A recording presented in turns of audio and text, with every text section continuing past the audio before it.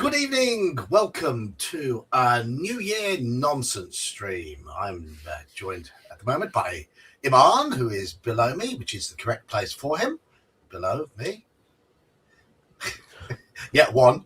And to the side of me, on a level with me, is Dan, known tonight as Dorcas.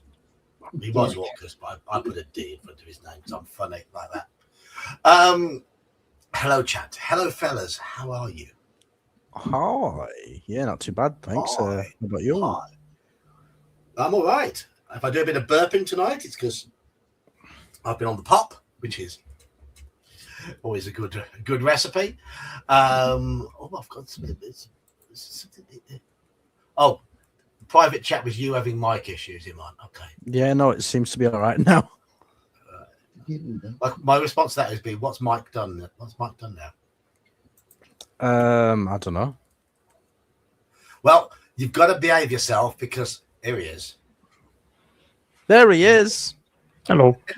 Hello. How are you? So far, so good. Thanks. Yourself? Yeah, you're looking forward to 2026. Anything? Has anyone got anything interesting lined up for 2026, which starts in just 2 hours here because our clocks are right? I mean, I'm having my first tabletop game on Saturday, so I'm starting that off strong. So my sci-fi game is going to continue strong. Then I've got my D&D 5e game that's going to be going on for that Sunday. I've been doing nothing but prepare for both of them since Monday. So you've been a No busy such thing boy, as a day after your name's Saxius. God, no. That's horrible. Don't say such dirty words.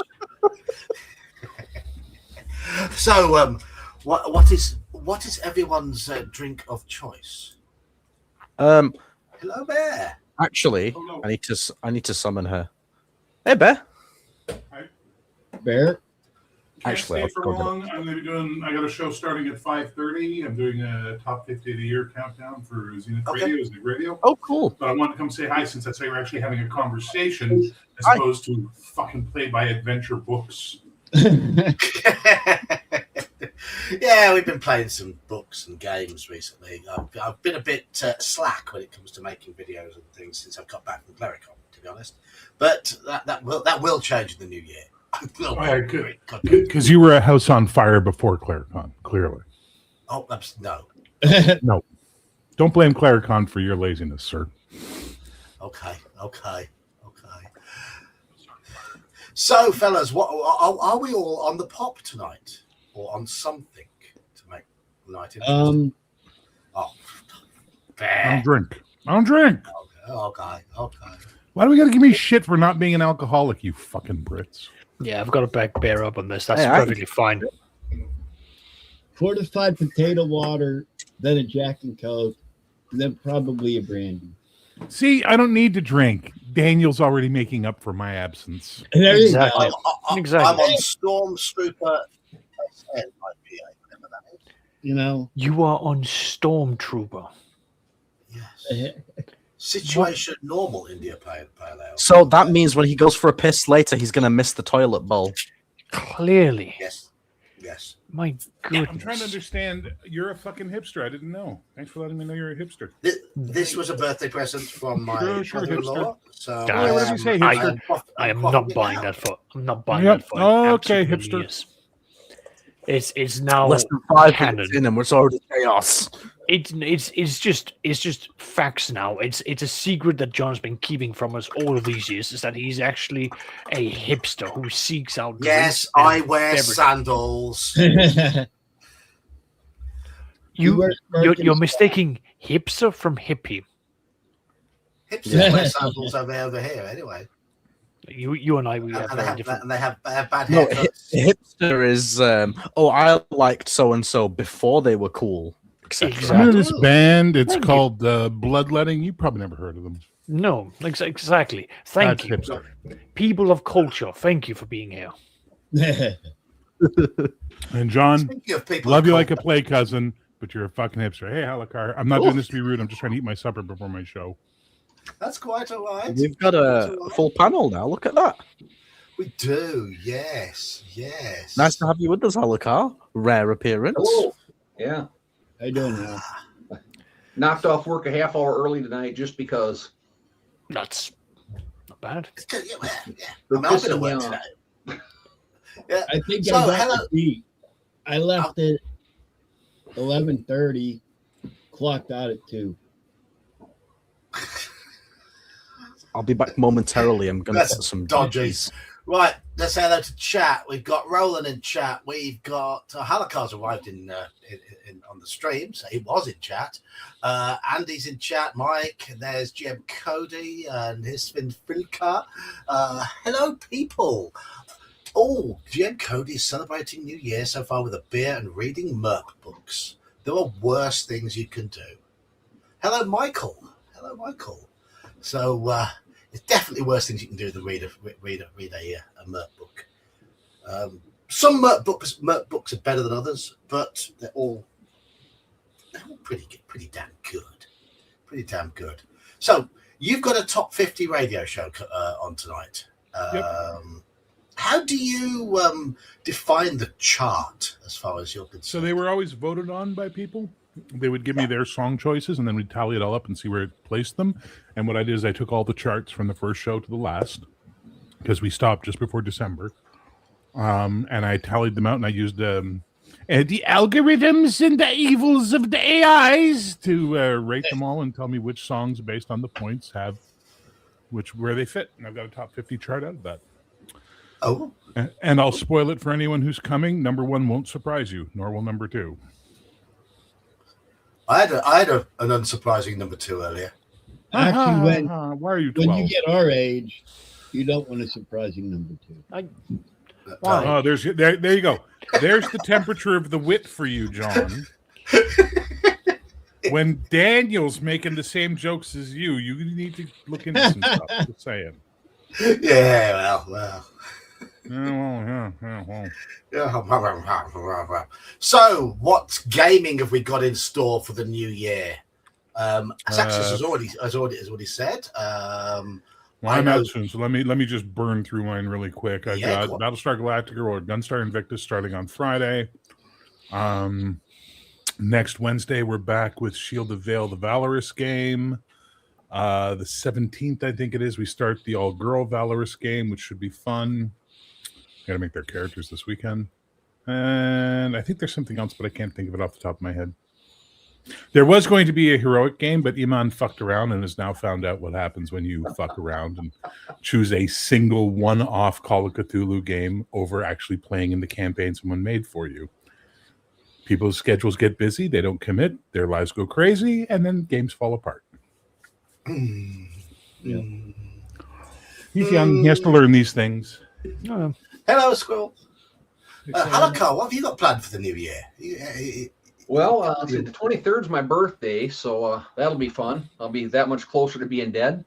Then the 24th is our game night, and I'm thinking if my party doesn't do something dramatically stupid, they'll be able to finish the chaos arc of what we've got going so far, because they will get the key to actually go to the plane of limbo and confront the big slot and either die horrifically or save the geographical location from whatever might befall them. Halakar, why do you have such optimism for players? You just need to adopt the good old mantra of kill them early and rinse, wash, repeat. Well, my buddy Bob dies a lot. But he needs to die more. It's very simple math. His last death, he's a fighter thief, not a very good one. He used a carpet of flying because he was inspecting the walls of this cavern up beyond where their light would show. So as he was ascending up the wall, a cave fisher snatched his rug out from under him. He managed to grab a hold of the wall, was fighting the cave fisher, couldn't roll a 20-sider to save his life. They ended up putting each other at 0 hit points in a simultaneous attack. So he fell unconscious, fell off the ledge 30 feet to the ground, and I do increasing D6s, so it was 6d6 worth of falling damage by the time he hit, and he's splattered all over the place. Now, since they were working for the Church of Palar, they gave him a free Raise Dead in exchange for his portion of the reward, but that's his 4th character, so I see him dying at least once or twice more before they get to I'm glad I'm around to hear these stories, because that is absolutely worth it. Thank you, Hannah. I'm glad someone keeps up the spirit. Okay, now this dwarf, I'll tell you some of the other things that happened. As they're going through the first part of the Caves of Chaos, they get hit with there's this big, almost like a plastic, like a silly putty boulder. You can push it with your finger and it'll leave the imprint and it'll slowly come back. And it keeps growing the more things they do, because they've been collecting these chaotic artifacts. And as they bring them back to the prime, this thing starts sucking energy out of them. Well, at one point, it starts making them have hallucinations. And he develops pica. So he thinks there's something wrong with his skin and his hair, and he's pulling clumps out of his beard to get at what it is that's in his mind telling him is wrong with him. Then he gets amoebic dysentery. So, lovely. You've got a hairy dwarf that's got bald patches on his face that also has diarrhea. And I'm picturing trying to clean chunky peanut butter out of a shag carpet. That sounds like entertainment to me. Have you been watching Mage's Musings videos lately? There's been plenty of death. Yes. Yeah. So this poor dwarf is just not having the best time of his life. Bear, this is called heroic role playing. This is called sophomoric humor, but that's okay. You do you. It was all off the charts. I didn't make any.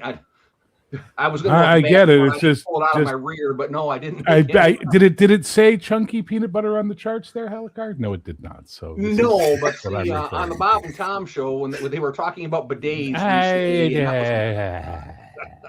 so that was what came to my mind. I didn't say it, but that's what I was thinking. So yeah, if at the very end, this big plastic boulder thing is going to have 3 openings that are shaped like the primary artifacts they've recovered, and for each one of the artifacts they stick in that hole, it will seal off, the rock will shrink a little bit, and they will each get 1 draw from a modified deck of many things for this great sacrifice they've made, turning over this power in order to save the greater good. And I took out the absolutely bastard cards out of it, but they're still... Oh, boo, boo. Because it's going to be presented to them. The cleric is to the point now where his deity sends an avatar to give him his spells. So his avatar is going to say, okay, because you have made this great sacrifice and it goes against, personal gain and all that, you're going to get this reward from Coralon, Lathander, I think is the elven god, because it's an elven cleric. But we cannot deny Chaos their toe in this, since it did take place on the plane of Limbo. So that's where the bad cards are going to be the ones. That's going to be the chaotic influence. So I took out the really, really bad ones, like the everything, your body just becomes an empty shell and you have to find your soul somewhere in the multiverse. But I also modified like the where you could possibly get 1 to 4 wishes. It's going to be 1 to 4 personal improvements. So you can improve a stat by 1. You can add 2 weapon proficiencies beyond what you already have, things like that. So it's cool. I pulled in both the extremes of the bell curve. Yes. So yeah, but then we go into my modified version of the Forest Oracle. And we'll see how that goes. Oh God! We have the 5 memberships from Daniel. Thank you, Daniel. And look at this, we have 5 more memberships from Mercurius, who is masquerading as an ear trumpet at the moment. Nice. Has been for a while. And it's good to see a fair few regular names getting these memberships. Thank you, fellas. Thank you ever so much. Right, I'm going to come to a few of these questions that people have put in. Did the Palladium game end? Sadly, yes. Mostly due to scheduling issues, adulting being adulting and things being called off and frustration happening. And unfortunately, yes, it did come to an end. And momentum being lost. Hmm. I think I have a voice in this. Yes. Is that on? Can you fucking hear me? Jesus we can hear you. Christ. Yes, we can hear you. Good God, man. All right. So the reason I got canceled was because I got fucking tired of cancellations and delays and cancellations and delays and cancellations and delays that made it impossible for us to fucking play more than once every 2-3 months. I lost all interest because as a GM, if you GM, you don't get to run the game, you start losing interest. And when the players wouldn't talk to each other in the offline chat, it was like a fucking ghost town. There's no outside momentum being built either. So as a result, the game just died. Sadly, c'est la vie. But there you go, John. Roland Bishop says, Delta Green ? It's a question mark for me because I've never played it. I'd like to play it. It's Cthulhu meets X-Files. Sounds like fun to me. I'll give it a go, but I wouldn't run it because I don't have the brain for that sort of setting. So Philka wants to know if Daniel's in your all-girl game in drag.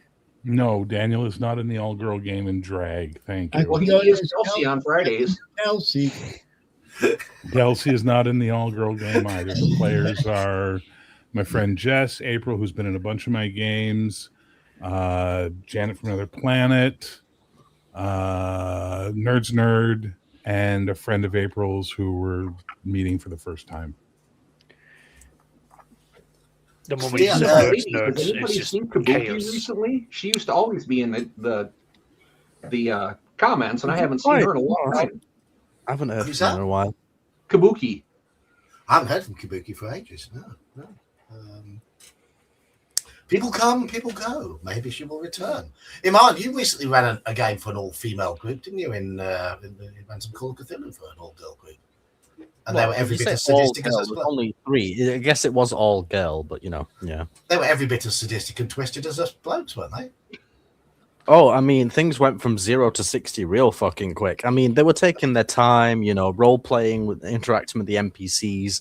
And soon as the deadlight came, right, stab this person in the thigh, shoot the other person with a shotgun. Just fucking happened. It all happened. Yes. The inner came out. Cody is reading Brie and the Barrow Downs right now. I've run that. It's a fabulous book. It's a really, really good setting book. So enjoy. Mage indeed is killing it, and he's killing player characters. So doing a good job. Raise your beverage to dub. Having played in multiple games with the player who runs dub, a certain Claude, I can fully see quite how these situations come about.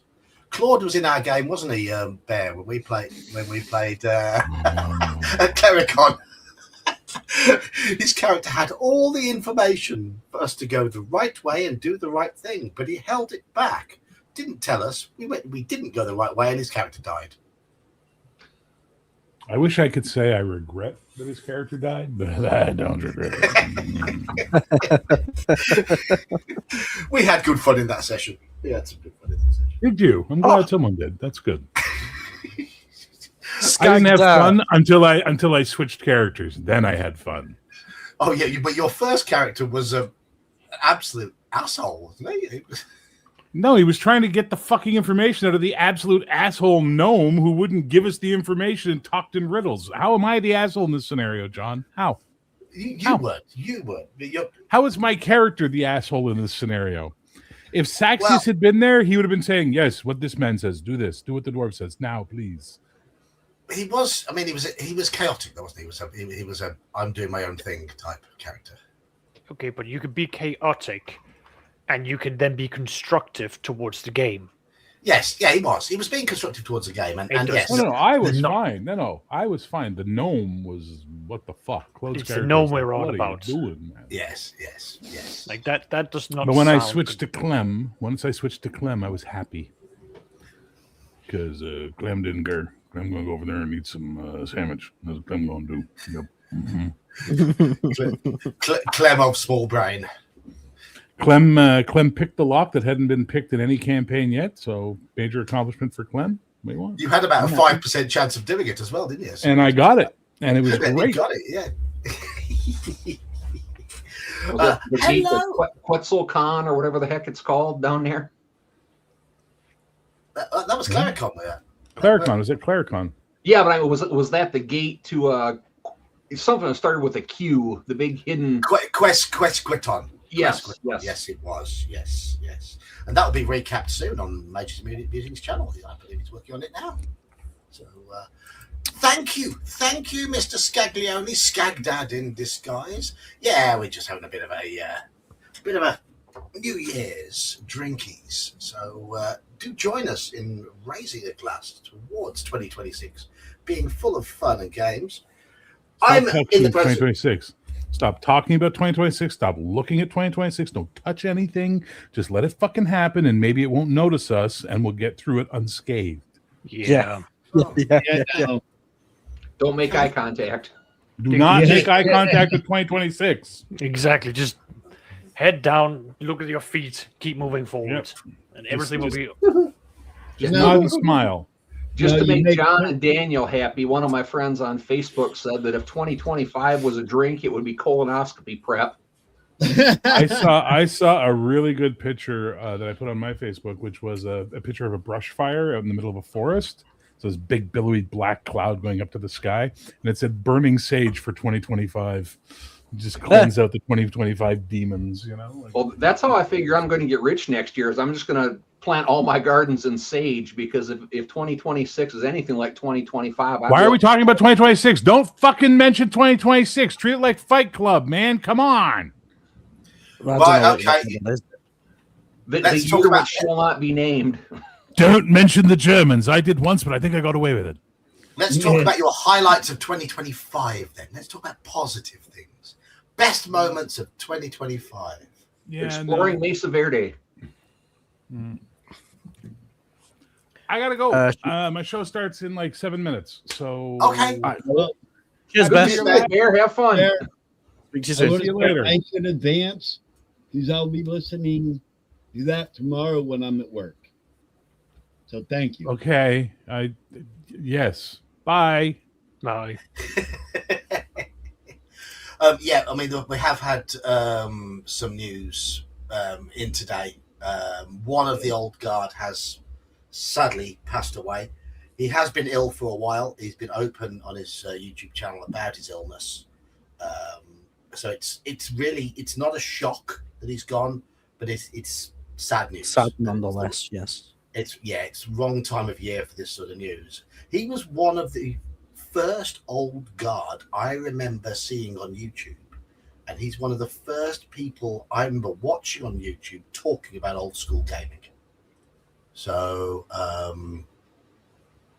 raise a drink to Tim Kask, who was of course the editor of the Dragon magazine right back at the very start. So thank you, Tim. I disagree with your pronunciation of boulette. I always will, but don't let that get between us. Yeah, he didn't like rules much either. So No. Saxius might be having mixed feelings. you got. I will respect him for what he created. I can still disagree Absolutely. on other things. That's all right. Yes, the curmudgeon in the dungeon. I think it was curmudgeon in the cellar. They called it his channel. So if ever want to see Tim Kask talking about things, and he was there on the scene when it all started, and a really good storyteller. Had some good interviews and some good topics on there. So check out the curmudgeon in the cellar. It's his channel. Obviously, no more uploads there. I don't know when his last upload was. I know he'd been ill for a while. So, cheers, Tim. Thank you for everything you did. And all that bites the dust, as Queen said. But sadly, it will get worse over the next few years because everyone's getting older. But let's not talk about that. Let's talk about the happy things of 2025. We missed you at Clericon, Halakar. There were plenty of games you could have got into. Let's hope you get off your backside this time when the emails. Well, I hope I can go this year. It's financial more than anything else. Yeah.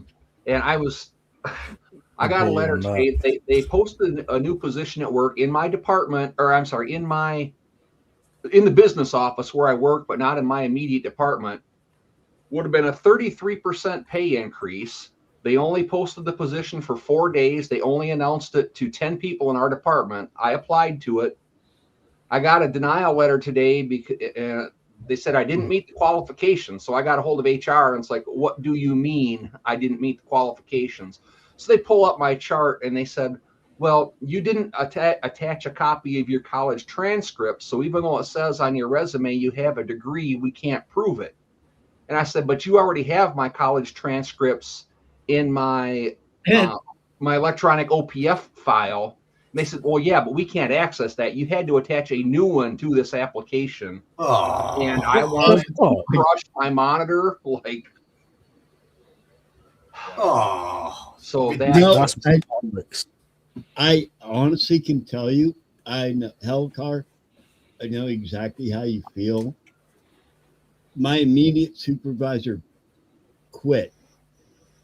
I've been at my job. October was 5 years. My wife has been there 8 years. So the one day we're working with the owner of the company, he says he doesn't know what he's going to do about a supervisor. It's me, the supervisor, me, the owner, my wife, and like 4 other employees. And I raised my hand. I'm like, I've been here for 5 years. You passed me over 3 times. He goes, well, he said something stupid. I'm like, have I missed a day due to transportation? He said, no. I said, do I call off? He said, no. I said, okay. Then he said, this pertains to you. Well, send me your resume. You have my resume because you hired me. Justin's work ethic went out the freaking window that second. Well, for us at the VA, we don't send an app. We're not applying with the person in charge of the department. We have to apply through USA Jobs, which is a third party. Okay. I won't talk about it. Oh, so it's not even like an internal thing. Oh, that's bollocks. So the supervisor doesn't even get to see that I applied because whatever their AI thing is said, oh, this box hasn't been checked on our 1s and 0s. So therefore, we're going to wait till after the position is closed and then tell you that you weren't eligible for it. Yep. Yeah. I feel your pain, man. Do you know how I got my current job? I had an argument at work. I walked into at my one job. I walked into the shop where I was a regular, and just said off the cuff, "Shit time at work. Haven't got any jobs going here, have you?" And the guy there said, "Oh, we might have, but blah blah blah blah blah blah blah blah." And he tried to put me off, but with bad pay and that sort of thing. And no, I was like, "No, I've had enough of it. I'll do it." And I started off on about one shift a week, just sort of learning the job. And after 3 months, the guy who trained me up, who was having family issues, had to leave because he just couldn't cope with juggling his family issues and having to do fairly long shifts in the shop. And he chose to seek more part-time work somewhere else. And so the gaffer just turned around and went, "So, John, you're the senior one here now. You're the manager. Off you go." Yeah. That's how I became shop manager. Well, I'm really hoping they don't have enough applicants to be able to choose a qualified one, so they repost the job, and then I'll add my flipping transcripts to it. Because So, anyway. I know the people that work in my department. They announced it to 10 of us in the business office. One already has the other job that's that same position. It's release of information legal is what it is. So there's already one ROI lady. There's 2 that are semi-supervisor types. I know they're not going to apply for it. The other 5 in my department, they do their job. They are solid C average employees. So we've got 5 people in our department, and at the end of every month, they do a productivity report, how many files were processed, how many pages were processed. If you add up the other 5 people in my department, they have as much as I do. Oh, So it's not that I'm a little bit better than the next person. I do as much as the entire rest of the department. Now I've got a friend who's pretty high up in a union where he works, and he's like, "You're working too hard, dude." He said, "You do not have to outperform everybody that much." That's what Stormtrooper Shadow Stout now. That's what my coworker told me. She quit a month ago, and I was saying about how I keep getting passed over. She goes, "Because I take care of, like, something comes up, I fix it. I get the supplies ordered and everything." And she goes, "You out managed yourself." I'm like, "What?" She goes, "You do way above your pay grade. You got to back on it." Well, my thing is, I will do as much work as it takes to make sure that as a department, we don't get any check marks against us in the national and the worldwide VA organization. And we've gone on multiple years now with never having a single day that we were out of our 5-day window of how long we have to process the records that we get. And I'm pretty proud of that on behalf of our hell yeah. And I'm glad it makes our supervisor look good, because our last one got promoted from a section chief to a department chief because her department always did so well. So I mean, I'm not going to slow down and screw everybody else over, but it just feels frustrating. Just saying that, Halakar. Thank you all. Thank you, fellas, for the subs. Hello, No Saurian. Thank you for resubbing. Iman, Halakar. It almost makes me want to go out, pick up another deer license, and go shoot another innocent animal. There you go. They're not innocent. They're not innocent. Ask the front end of my car. They're not innocent. I'm just recycling my garden that they were eating over the summer. Yeah, pretty much. I made some jerky last week for the first time. I've never done it before. So venison jerky. Venison jerky. Yes. Ooh, yum. So that was fun. Right, let's talk some games. Best moments of 2025 in terms of gaming and gaming places and gaming you've done. I've got a top 5. I've got a top 5, but I want to hear your best moments.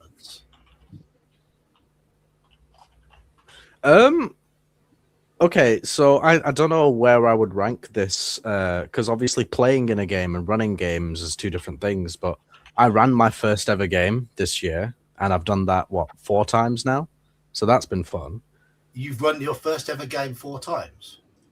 Yeah, I've run Deadlight. It's like losing your virginity and then telling the next girl you're still a virgin. Yeah, exactly, yeah. But no, yeah, Iman has popped his DMing cherry this year. Yeah, still basking in the glory. No, but completing Horror on the Orient Express campaign, that has to be a highlight, definitely, because it was a massive undertaking, not just for me, but for all of us, and most of all, John. So thank you, John. It was fucking amazing. Charles, thank you very much. What about the rest of you? Best gaming moments of the year? I haven't played in a game all year, but my players have done some. The magic user finally got Fireball, and his very first Fireball, he had almost maximum damage. So that was exciting for the group. I've got almost every one of the NPCs named after you guys have been introduced. There's still a couple that are out there, but Yes. Nice. Yes. we've Always like, I like NPCs based on real people. well, we've got the tax collector, and Oh, we've thank you, got sorry. Slan the Aged and Techi is the Dwarven Guard Captain, the 800-year-old Dwarven Guard Captain. They haven't met Thog yet because the Y is actually a TH for the oracular globe. He's going to be a computer-operated artifact of what used to be populating the planet before a giant meteor hit it and put them all back into D&D age. So I'm an old relic, basically. Yes, and a sci-fi one too. Oh God! Oh God! Straw Piglet is an artifact. It's actually a little pig made out of straw that this little girl gave to the Cavalier's squire, who's just a young kid too, but she has kind of a crush on him, and it prevents food that they have for their animals from spoiling. So no matter what conditions it's in, their food won't spoil. And since they've had it in their possession for a year now, each one of their horses gained a permanent hit point. Oh, Oh, nice. So Okay. that was kind of fun. And then oh gosh, who's their squire? He's one of the regulars. No, so no, So, sorry, yeah. he's bigging up Iman's DMing here. There you go. There you go, Iman. I have to say, what Nosorian brought to that character was chef's kiss. It was beautiful. Deliciously twisted. Yeah, Daniel. I like, but they haven't he found took- him yet. And he took Amon something is a that the vizier character- in one of the kingdoms they'll be running into in the second big arc of the campaign. So oh no. yeah, now you're in the evil empire, so you're not really one of the good guys, but the What you trying to say about me, brother? the Columbans from the evil land of Ohio. Oh my fucking god. How dare I? So, Saxius, your big gaming moments of the year, because you run games mostly offline, don't you? You run sort of face to face sort of things. What? No. I thought you did. No. What have you been smoking? My I have to tell you that God, in a John, moment. you have not been paying attention to what I've been saying. I run predominantly online games. You Jesus said something Christ. about restarting your face to face an in-person group or something. My in-person group, well, they had a period where they couldn't really show up. So Right, I did a lot of one-shots. Nothing's being restarted. So my real-life group is going strong. My weekly games are going strong. So I'm doing nothing but gaming these days. Excellent. That's the way it should be. That's the way it should be. Right. My top 5 in no particular order. 1, completely derailing Mike's 5e D&D game on a Monday with a combination of cabbages and using and abusing the fact that these lizard women, met us with the sole intention in this module that he was running of taking us to their leader, who was a female lizard man. And my character, being a satyr, didn't quite understand the idea of women being females being there for anything other than pleasure and procreation, and just absolutely went to town. And I think it took us about 3 hours of frustrating Mike constantly role playing and asking questions and talking about, to basically telling these lizard people that the reason why they were having trouble is that their society was a matriarchy and that they'd got women in the wrong roles. And Mike was just pulling his hair out the whole time, and it took hours and hours and hours to get that get that going. And I thought it was a lot of fun. And then we had exploding cabbages in that game, and that tormented poor Mike as well. So yeah, what I used to do to torment Saxius, I just turned on Michael. You just showed up. Yes. Yeah, that's just who you are, John. When you're a player in a game, you just like to troll people. I do. I'm sorry. I'm sorry. So, to actually answer the question, because I didn't. Okay, go on. Go on. Sorry. Go on. Then. Well, there are a number of highlights. So I'm just going to keep to like the one that is the most recent, which is my 5e group. They have reached level 8 now, and they are playing 5e. So they are now getting a hold of some very interesting spells. One of them is where they can take a ship and they can make it so that they can fly between the stars and go to other dimensions. The spell specifically says you can fly 200 million miles an hour. And my players have taken that and gone, well, we don't need to fly to other dimensions. We just need that to crash into our enemy's stronghold and cause enormous earthquakes. I mean, but wait, my gentlemen, I am not done. This is not the top of the bullshit of what they're doing. They are now also baiting a duchess of the Fey court to come out and fight them because one of the players decided that he would do everything from the very beginning all the way up till now to just piss them off. Just non-stop ragging at them, just pissing down at them. And they've finally gone, right, we're now going to settle this. We're going to have a duel between you and us. You've been expelled from the Fey court. We're not going to tolerate you anymore. You're now going to fight the Knight of Day, and he's going to take you on. And the players are now preparing a gigantic area where this tournament is meant to be taking place between their player and the Fey, where they want to basically leech out the very nature of the Fae, their raw energy, so that they can store them in one of their workshops and use their essence to make magical items. Because they're not good people. Good. They're twisted. They're evil. Yeah. They're delicious. I mean, it's fun with them because they. This is the group with Aaron in it, right? Yeah, it's yes, of course it is. Yes. I've heard a lot of stories about this group. Oh fuck! They are on another level, and I enjoy it. Like it is. Good. Well, the way that I described it, it's like, well, you know, this is the phrase "iron sharpens iron." It's like they come up with such fucking shit that like Saxius has to come up with shit to like match it at least. Oh, you haven't. And it's constantly this battle between him and his players to just fucking outdo each other, and it's just great. It's an arms race that makes the Cold War look tame. All right, my number 4 is finally getting around to trying to play the worst module in the history of D&D and doing so for the whole world to see. We ran the Forest Oracle live streamed and we tried to do it by the book. And I think everybody involved in playing in that deserves a big round of applause.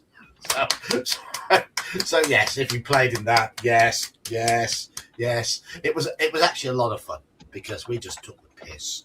Did I play in that? I can't remember. No, you didn't. Okay. You didn't. I don't think I've seen you playing any D&D games. I played in what the fuck was it called, John? That spaceship one. You played in. Yeah, I ran Expedition to the Barrier Peaks. No. That one. Yes. No, that one.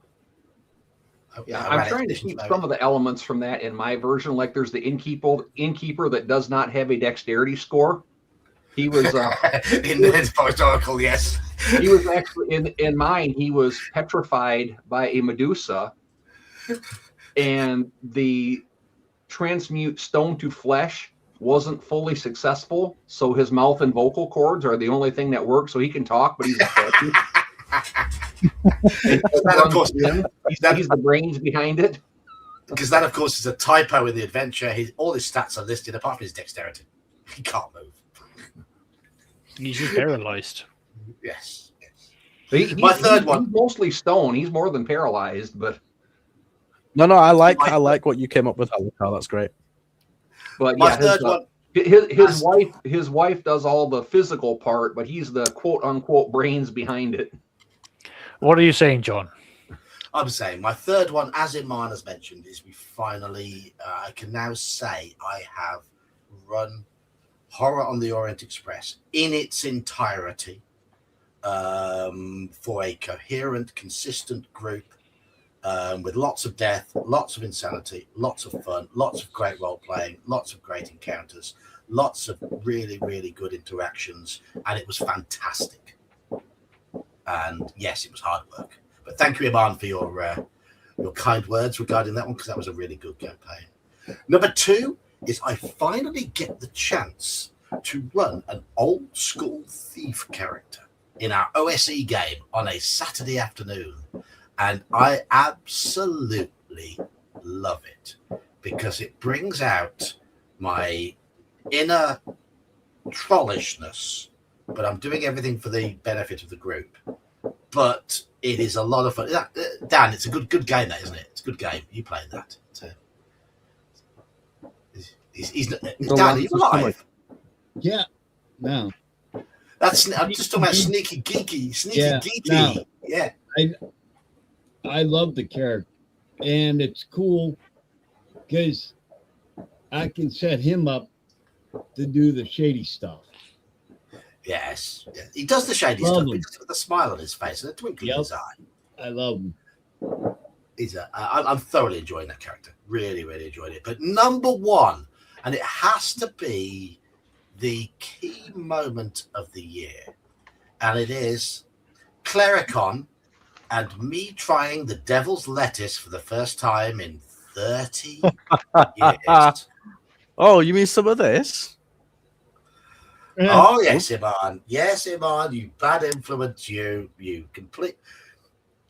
I had every intention of enjoying my meal at Clericon on the first night, doing the quiz, playing in the first session that I'd signed up for. All of that was wiped out by the fact that I gave into temptation and I tried some of Iman's speciality stuff. And I spent a good few hours kneeling in the corner of the car park. Then we sat playing video games, talking nonsense for about 3 hours, and then we ate fried chicken. I just want to say, I didn't give him anywhere near as much as I would smoke, right? He had literally 3 or 4 puffs, right? And then we were all, it was me, John, General Nut, his daughter, and her fiance, and we're all stood in like a circle on like this gravelly car park just in the corner. And then just out the corner of my eye, I just see John start to like tip over. Next thing you know, he loses his balance completely. I then didn't stand up for 2 hours, did I? Yeah, you spent some time like sat on your ass, and you spent a lot of it on your knees, which must not have been comfortable at all. I've still got scars on my knees. That. Fucking hell! Wow. Okay. My knees bled profusely after that. I didn't notice. I didn't notice. But what made me laugh was not that, but Bear came along, about an hour or so afterwards, and it was like, Iman, what the fuck have you done with John? Look at John, and he's like, oh, John, you're a fucking lightweight. Here, Iman, give me some of that. So then Bear has a few puffs as well, and then he takes John round to the bench at the front of the church. So then I finish smoking. I'm chatting with these lot. And then I go and I find Bear and John sat on the bench, and Bear says something like, I can't remember exactly what he said, but he said, Iman, I tried to get up and my legs were just like, no. Yeah, Bear couldn't move either. Okay, Iman, I want you to send me some of whatever you're doing. All right. My friends would love it. My friends would love me. You've just got to go across the border to Canada, buy the strong stuff, and somehow manage to get it back across into the USA. That wasn't even the strong stuff. That was like some of the cheaper stuff. Was it? John, the strong stuff, let me tell you, like, put it this way, what I pay here, like, I would pay maybe like 50% of that in Canada for the same stuff. If I was to pay the same price, I'd be getting good shit. Like really good shit. What you had was like what I would smoke here, but legally, if you get what I'm saying. Yeah. But no, that was a great way to start Clericon. And then I felt bad. It was funny, but I felt bad, and you were trying to make me feel better about it. But I was like, nah, So we spent a few hours playing video games, and then I bought him fried chicken. Yes. It was buy one get one free, though, wasn't it? With fried chicken. So. Well, I was gonna get you some anyway, but I thought, well, if I was gonna get it, I might as well get that, right? Yes, we were about 11 o'clock at night. We were there in the foyer of the church hall, just scoffing fried chicken. And you didn't get him Tim Hortons to snack on. That's funny. What was it? Was it? I have no idea. I can't remember who it was. It might have been Churches. I can't. I think it was Churches. I really can't. It was good, whatever it was. It was good. It was good. You remember what happened the next out of it to know if it was good or not. It filled a gap. Exactly. And the thing is, John, you know me. You know that I know what hits the spot when you're in that sort of inebriated state. Oh, absolutely. Like, fried chicken would just fucking bang in right out. Pizza. Cheese. Can't do pizza. But the next morning, John, there's. Next morning, we got there. Me and Sean, we got there in time for breakfast. And we were queuing for breakfast about 9 o'clock. And I was feeling a bit woozy. I had slept really well, unsurprisingly. But I was feeling a bit woozy still. And I thought, breakfast. And I was going to get the pancakes option for breakfast. I was determined to get the pancakes and bacon option. And I was queuing up waiting for that. My phone rings. 9:05 Canada time, which is about 2:05 in the afternoon UK time, and it's my colleagues in the shop to tell me the roof has collapsed in the shop. Oh man! Okay, I miss my breakfast order, and I end up getting the eggs option, and I'm not an egg person. I didn't get pancakes; I got the eggs instead because Sean didn't know what I wanted. So it screwed up my breakfast as well. Anyway, entertaining, very entertaining. And then I played lots of games. Well, that's why you go on vacation. It's for the hijinks. Yeah. Well, I will say I might be a bit of a bad influence, but I would never influence anyone to do something that I wouldn't do. Yeah. Okay. I would never say to John, "Here, take this line of Coke," because I wouldn't. No, I wouldn't. I wouldn't do that. All right, we have to have a conversation on that because no Coke, no fuckers. I'm sorry, Daniel. I'm sorry. Okay. Just saying. So, anyway, Halakar, you didn't come along because you didn't get any games, but there were loads of dropouts and loads of spaces, and you'd have got lots of games, and it was a shame not to see you. Yeah, I didn't sign up to any games. Under control. I'm going to make it in the coming year. Good man. And this time, when the games are announced, I'll put something in the Discord to say, "Get your signing done," and there'll be no excuses. Yes. So I will be going to Clericon again this next October. It's something I plan on doing as often as I can while I still can, financially and what have you. So maybe this time stick with just the 2 puffs, yeah? Maybe stick with no puffs. No. Where's the fun in that? Maybe stick with no puffs. I think no puffs. Honestly, John, one is good. That's my... No, don't. If you don't want to do it, don't give in to any peer pressure. But my personal limit is 1. Then I'm done. That's all right. People can choose if they want to do it or not. We're not all hardcore like Mr. Qureshi in the corner. Oh, I'm not fucking hardcore. Don't give me that shit. Weed is not the least hardcore drug out of all. Come on. Hardcore, you know the score, man. Like at the barbecues I go go to. I have friends. They're Acting smoking like a like smoke cigarettes. box. Dude, give me one hit. I'm done. I don't need any more. Roland, Not my thing. This is the game for now that Horror on the Orient Express is completed and we've played some Regency Cthulhu. Andy's run a few games and Anne has run some Vaesen. We're now going to play this in the year to come. Characters are pretty much ready, and I've devoured the first 100 pages or so.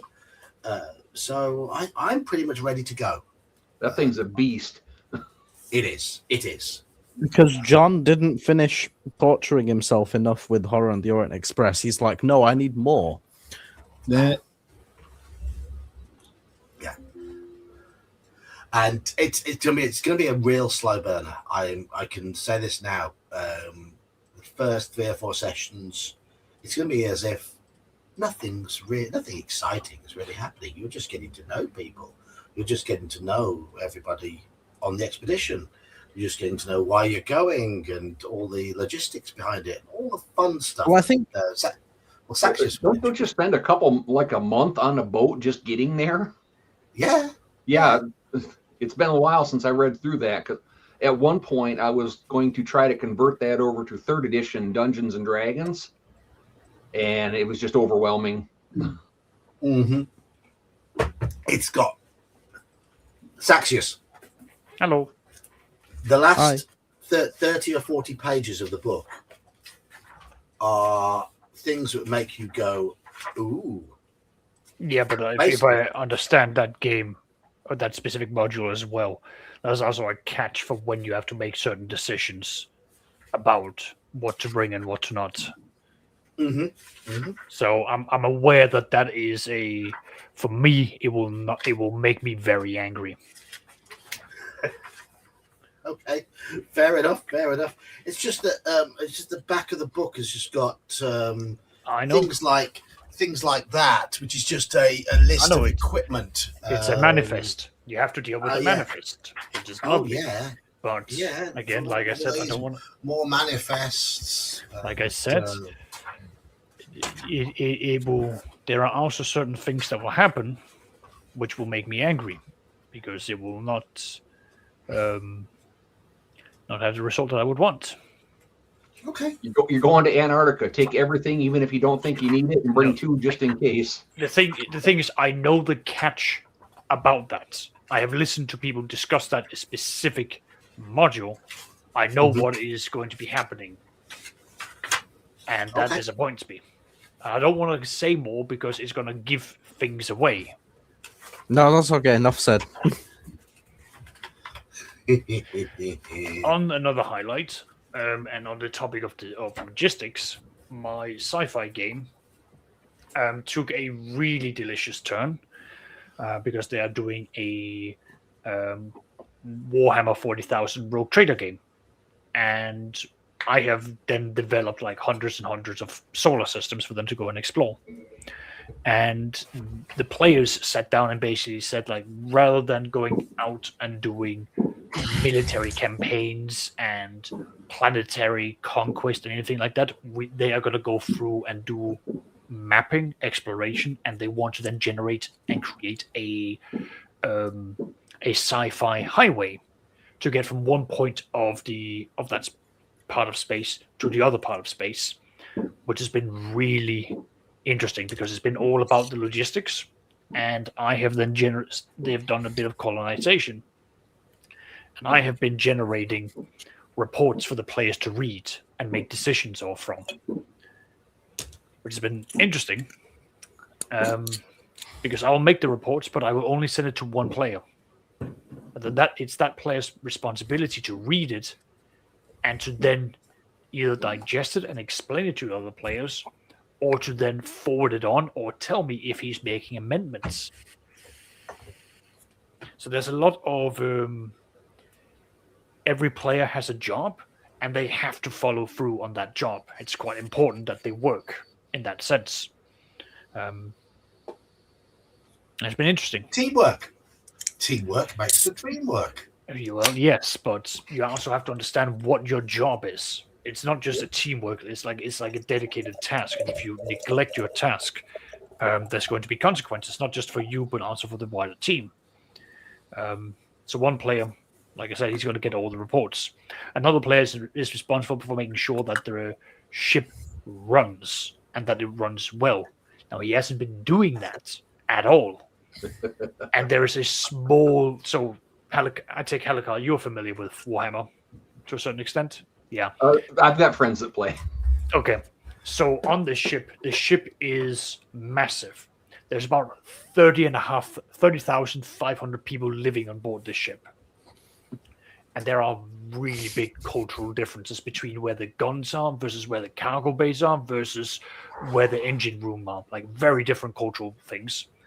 And there is a brewing tension between the people at the very front of the ship and the ones who are running the guns. And there's a small civil war that's about to happen. The players also haven't been dealing with the underdecks, which is where all the rejects of their society lives. And there is a rise of cannibals. There is a rise of Satan worshipping cults. And one of the players got his hands on a book called Liber Heresies. A book dedicated to how to study, understand demons, the warps, psychos, and heresies. And that book has been slowly but surely, every time that they have to do a jump, it's been spreading nightmares out. And there's now a rising fear happening throughout the ship that's going to slowly start bubbling up. Now, that again, one player has not done his job. And this is happening. And the players have just come out of a really bad fight. They say actions have consequences, but in this case, inactions have consequences. Oh god, yeah. No, if in my game, if you don't do something, that is bad. If you sit on your hands and you don't do something, that's bad. This entire campaign is between sessions. I am going to ask you, what are you doing? Because we arrived at this solar system and we went to this planet, this planet, this planet, this planet. It's like, okay, you went from this part to this part. That's 20 days of you flying to get to that planet. And then you went to this planet and this planet. Now, I don't address that while we play because we need to play. So I do it between games. And I go, there are 20 days. What are you doing on board the ship? And then you give me background stuff that you're doing. Some players respond to my messages, others don't. Those who don't will suddenly find that there are problems that they have to deal with, and then there are the whole moments of like, bam, it's now a ship event. We are now stopping the game because you either deal with that or you suffer further consequences. Somebody's got to oil the machines. Yes, they do. Yes, they very much do. And it's again like depending on how you go about it, there are outcomes from that. So yeah, so I've been having fun with that. So there's been a lot of logistics. There's been a lot of the players sitting down and going, okay, we've got 3 ships that can do this. We go around and do this. We do empire building. There's been a lot of bookkeeping, and I've been loving it. Really been enjoying it. It's taken me a year, like a solid year, to beat the players into shit. Like, not one of the players understood the assignment and jumped straight into it. The rest of them, I've had to, over a year, beat them to understand how it actually works. But they understand now. I've just created a prediction poll for my campaign in the new year. Oh, let me switch over.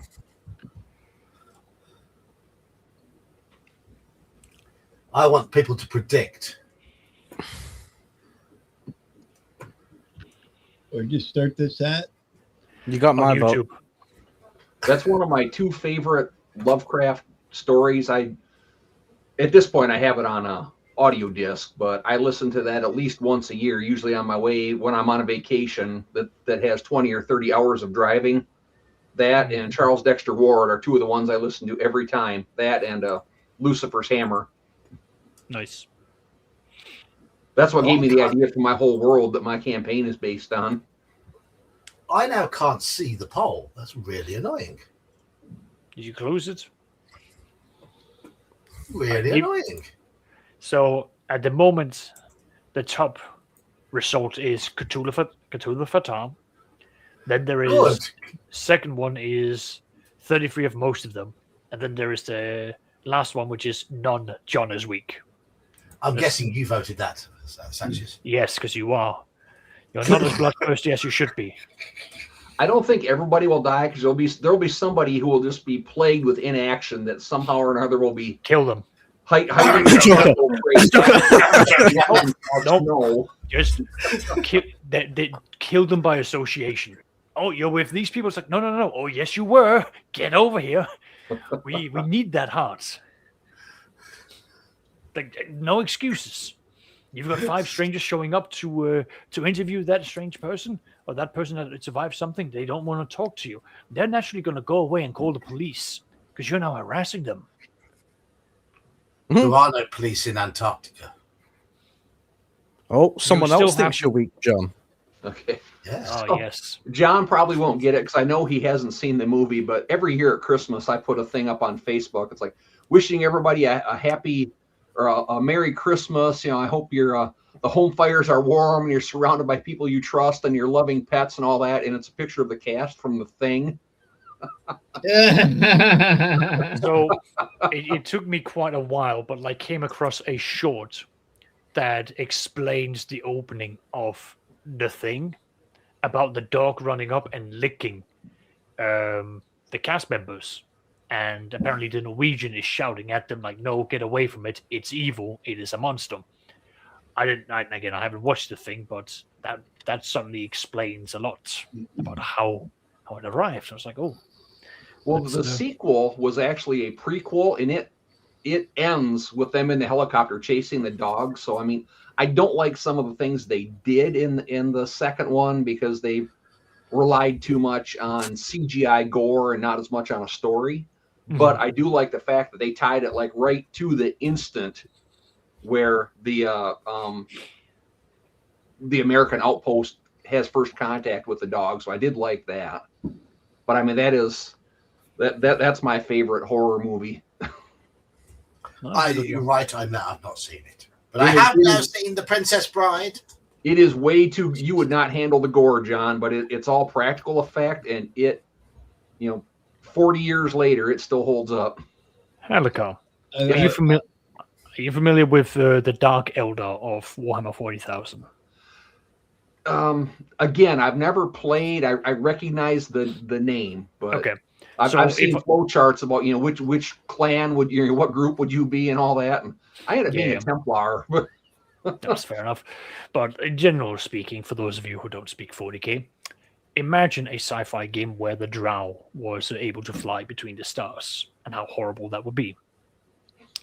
My players decided to board one of their ships to go and see what was on there. Now, I had to go into very gory details about how the Drow tortures their servants. And I actually had one of my players go, oh, these are really tame. I sat there and went, what? And I had to remind myself, one of my players goes out of his way to watch movies with gore. Yep. That makes, that would make people puke. Mm-hmm. I was like, oh, yeah, right. This is one of my players. Me describing these horrible things about doing damages to your nerves and the shock and all that is literally nothing to him. Like, he literally watches movies where it's like, oh, if I don't have at least 12 gallons of blood gushing out of someone, it's not worth my time. Yeah, there are, I mean, I watch a lot of them that are fairly gory, but there are some I just, I have stopped watching the movie. There's an episode of the X-Files that I saw it once and I'll never watch it again. I think it's called Home, where they've got basically mom on a little dolly for crawling under cars and whatnot. They have her under the bed. She has no appendages, just a head and a body. And fucking hell. Fair enough. But yeah, I mean, there are scenes from different movies that I have used to describe different things in the game. There's one, I think it's called The Cell. It was from quite a while ago, and they've got a guy laying on a table, and they've got this weird crank thing with hooks on it. You see the table and all that, and it's like, what's this? What's this? Well, at one point they have a guy on it, and they've opened him up and cut off one end of his small intestine. They have it on this crank, and they're just pulling it out inch by inch by inch while he's there watching it happen. Nice. And I think that was Vince Vaughn and Jennifer Lopez. Yeah, it was Jennifer Lopez was in it. Yeah, I think Vince Vaughn is the guy they abused. Can't remember. Nice. That was a long time ago. yeah, that was a '90s movie, I think. Early. Girl Hermit just wants to say Han. I've never played Han. I feel I must at some point. You in general love it. You would enjoy it. Han is a very good game. It's mechanically it's really good, and the whole thing of you are in a world where magic is super rare, and you are going to be playing as knights, having a manor, and like it's Pendragon, but like with actual meaty mechanics attached to it. Right. Okay. I'd strongly recommend. I still want to play Pendragon. I still want to run Pendragon, and I will openly admit I am waiting for Andy. I'm waiting for Andy to be healthy and be able to be on a live stream for that, because I think in terms of everyone's role playing in the group, Andy is the one who he really seems to get into the setting and the meaning of the setting. So I want him to be there to fully experience how the game will work. Would you agree, Iman? Andy, he's a damn fine role player. Out of everyone that I've played with, he's been the one that I'd say, if you want an idea of how to role play, there's no correct way, but if you had to pick someone, it'd be him. Yes. And I want to run a new game for me that is role play heavy. I want Andy to be there. I mean, for me, when I started the Call of Cthulhu campaign, I'd basically played a few sessions of OSC and that was it. And I didn't really know what to do. And just seeing the way he handled the role play and the interaction between characters and stuff, it's just a good sort of base to go off of. I mean, he is 105 years old. He's been playing the game for 70 years. So, yeah. So that's the thing. Hello, RPG Dad. One thing I'm hoping to run this year in 2026. I'm hoping to run that. Something I've never done before. Knight's Dark Terror. One of the best early D&D modules. It's fabulous. I would love. I've read it. I think it's going to play fantastically, but I need the OSC characters to get through that level 3 to start it. Really, ideally. So. What do you mean that you need to get to level 3? Can you just make level 3 characters? No, I like them to be created organically. I like a party to happen organically. What number is that one, John? Like N1 or UK3 or whatever? B10. B10. Do I have that one? I do not. I think players play more authentically if the characters are organic and they become attached to them. And I agree. Ask me about Angus. If I lose him, I'm going to have a few beverages. That's just Saturday. Yes, Spin Pilker. Andy does get into character. He's good. I have that one in pirated PDF, but I've never printed it out or used it. I have them all in PDF form, but I insist on running them from a physical form. So what I'm currently doing is every time my channel pays me, which isn't every month because you have to hit a certain amount before it pays you, I am buying 4 or 5 print-on-demand modules I don't otherwise own in physical form, or I have owned in the past, but I don't own anymore. So I'm filling up my collection that way. So that's what I'm doing at the moment. For the next couple of months, I'll do the same. Whenever the channel pays me, I'm spending it on print-on-demand modules so that I can run them, because I don't like running from PDF. It's as simple as that. So, I mean, I've shown them off before what I've bought recently, but that's the one I'm running alternate Saturdays at the moment. Veiled Society review will be coming soon. I bought that. Doesn't look like I'm going to be running it though, because I believe Castor wants to run it. Same with that. Keep on the Borderlands. In Search of the Unknown. And I've got King's Festival and Queen's Harvest, 2 modules I've never owned before. Heard good things about King's Festival. Not so much about Queen's Harvest, but we'll see how it goes. I've also bought Ice, some of the I series of modules I didn't own.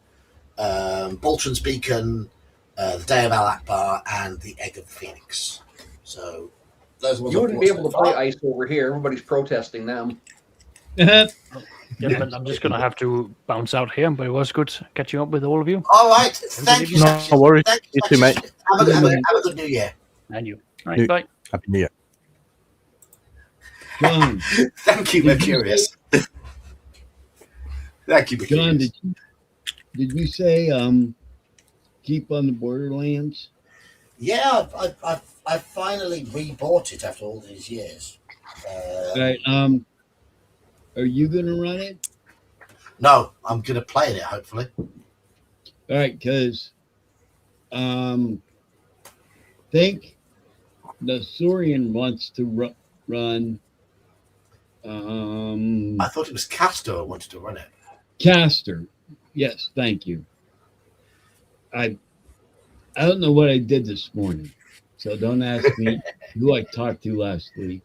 Caster wants to run War on the Hill, and then he wants to move in to the Keep. In the meantime, I'll run the Keep every other weekend. I mean, I would say that from my experience, I mean, unfortunately, I have now read, I mean, I've read and I've run bits of Keep on the Borderland before. I know it, but I think I can play it. Well, I have played in some of Mage's music sessions. Without metagaming? Yeah. I've played in 2 of Mage's musings sessions without metagaming, so I think I could do that. It's one of those modules that if you've been around D&D for as long as most of us have, you'll know a lot. Everybody knows. Yeah. I'm just hoping people don't metagame, but a good DM can change it up. So yes, absolutely. Well, yeah, it's real easy to change those things up. I mean, I had a group that I took through. Hey, Church. Temple of Elemental Evil that had been through it so many times. So I changed some things around. I gave the clerics some different abilities based on on the element that they were part of. One of the guys, not only does he like his adventures to be on rails, he likes to be them polished, shiny, and able to be seen from a mile away. So when I threw some monkey wrenches into that adventure, he hated it. Well, sorry you died. Roll up a new character. Well, I also have stuff for Mercurius. Do you want to borrow these? Yeah. They're really good. I 1.5s for reading, or 1.5s for the computer, and 2.0 for reading. Mine are varifocals. I am mostly long-sighted. My vision within about 3 feet of my face is appalling. So yeah, I have to have eye surgery in a couple weeks. That's eyelid surgery. So yay. Eyelid surgery. I've got a cyst on my eyelid that is in the corner of my vision. So like when I'm driving, it always looks like there's something in the side mirror of the car. That sounds really inconvenient and also painful. It's not painful or anything. It's just a major inconvenience. It is. I had that 2 years ago, and I had an appointment to get a new pair of glasses because my dog, Wes, ate my glasses, and then I got that cyst, so I couldn't take the eye test.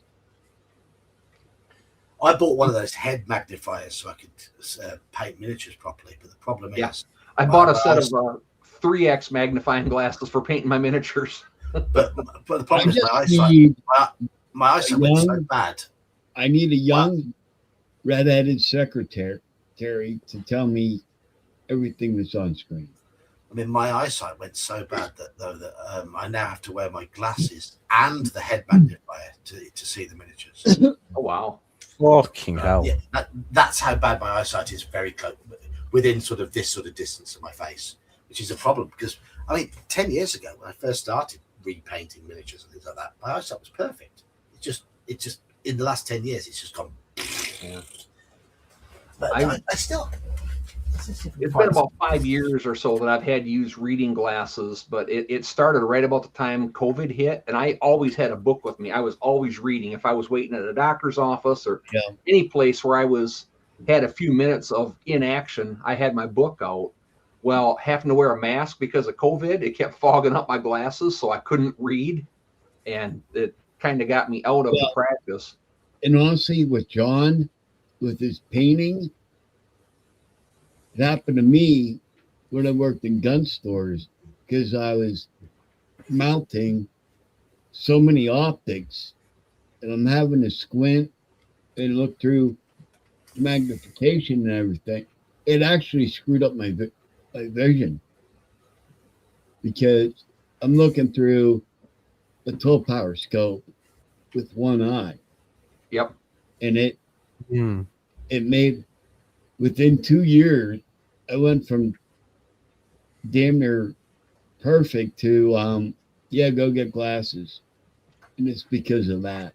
Do you use a patch on your off eye or do you just close it? Depends on the optic. Okay. Yeah, because I found if I use a patch and keep that eye open under the patch, it makes it a lot easier. Yeah. Yeah, that makes sense. I still use iron sights on my deer rifle. But see, that was 33 years ago. Yeah. Back then, that wasn't a thing. Now it's a thing.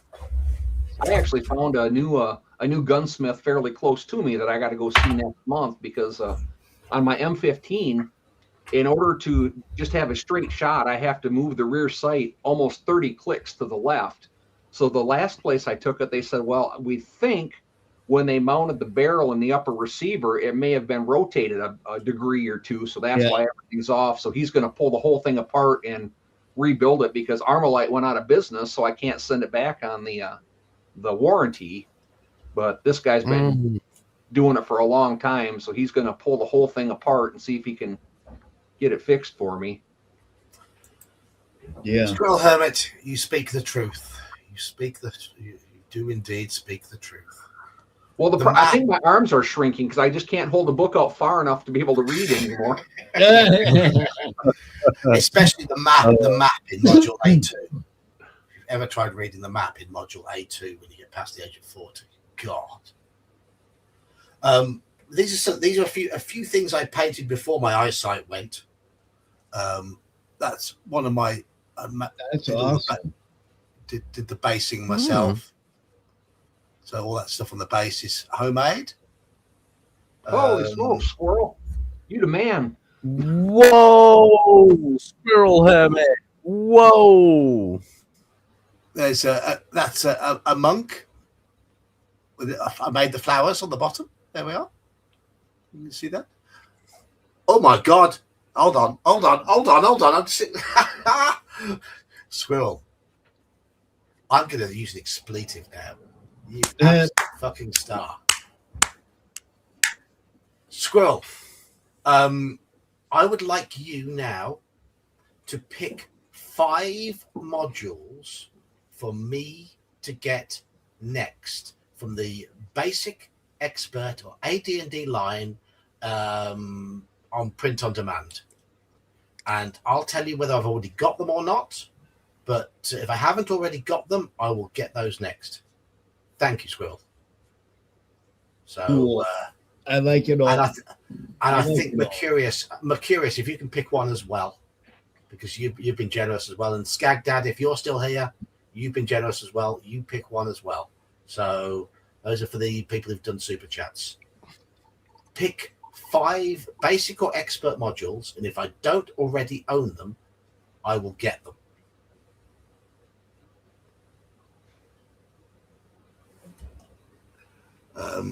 That's another one I did. Some potato water. That's another one I did. That's a troll. I did all this bright yellow. It's not zooming properly. It's not focusing properly. I did bright yellow warts on him and stuff.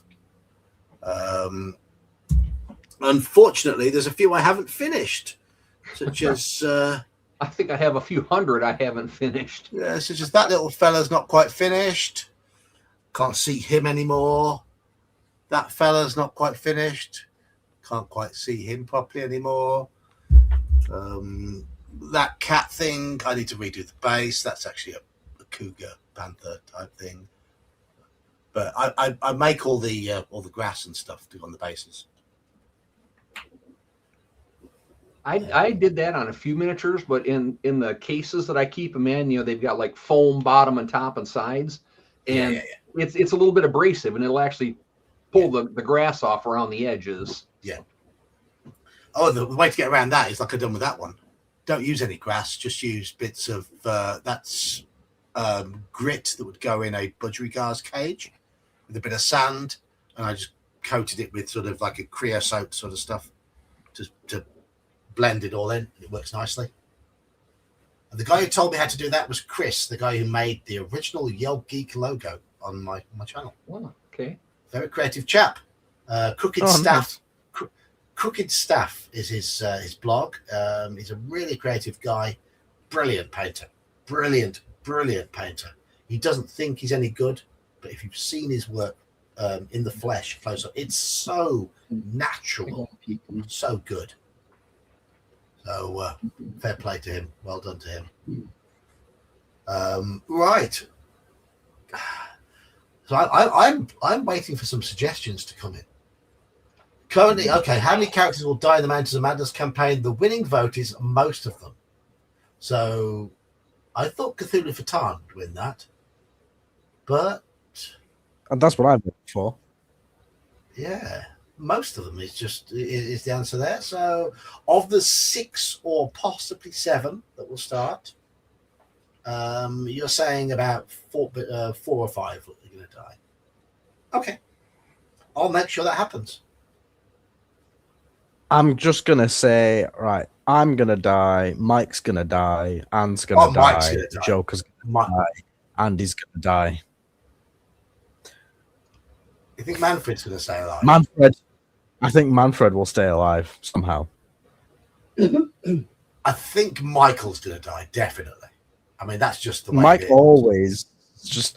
I mean, bro, he was in the campaign and died twice. He was only in for half of it. And he died twice and half of it, yes. Yeah.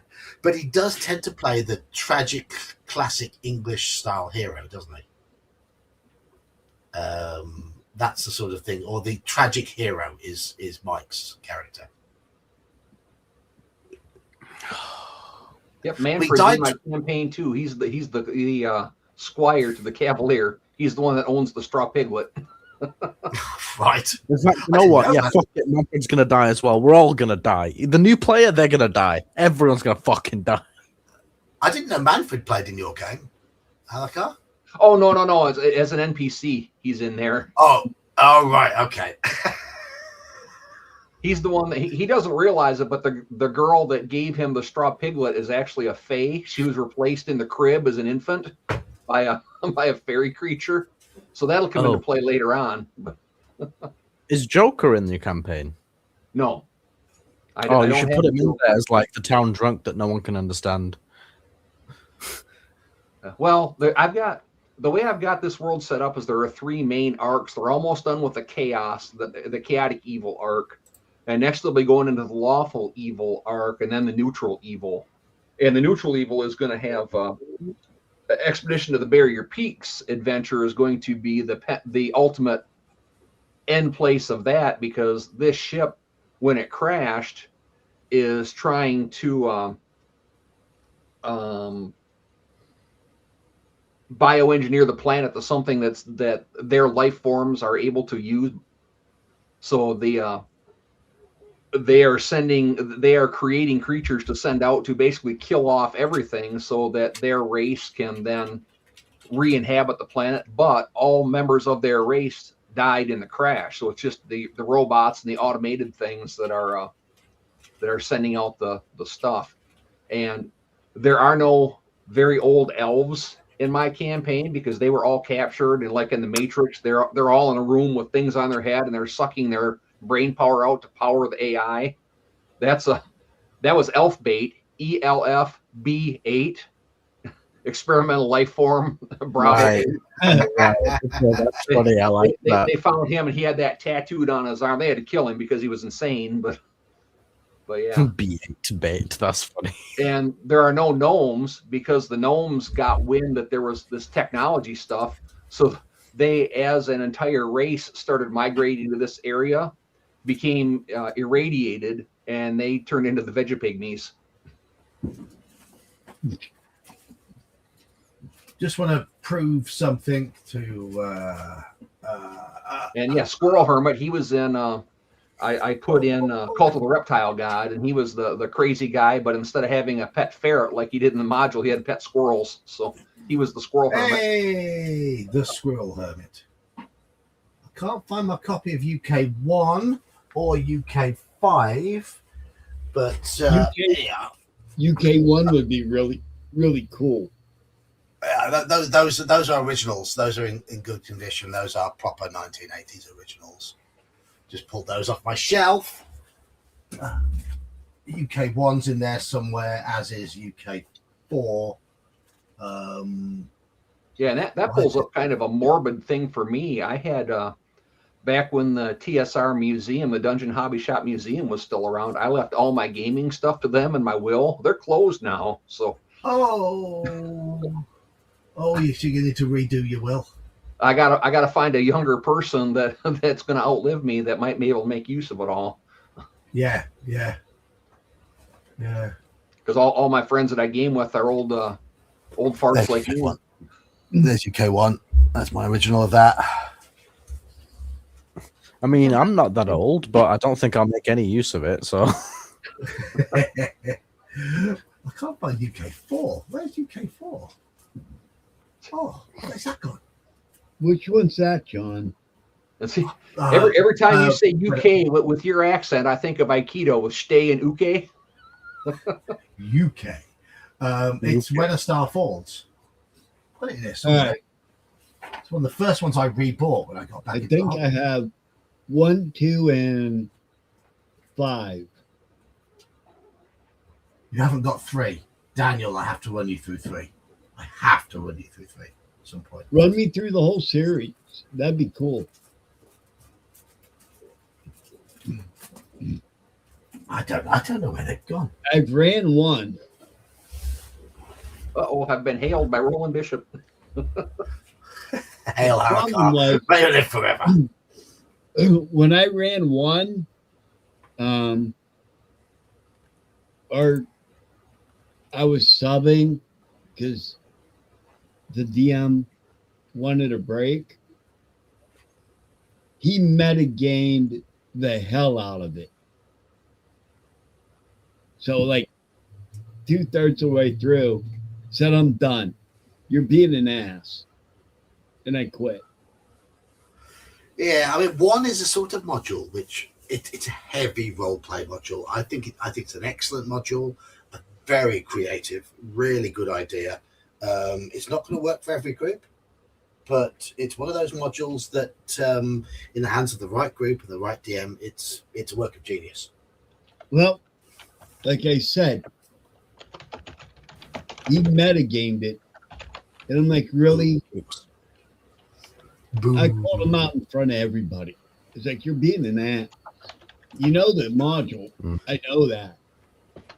Be an adult and just play the game. But no. Halakar, you troll. Uh-oh. You know how much I hate those modules. The luck mechanic was kind of cool.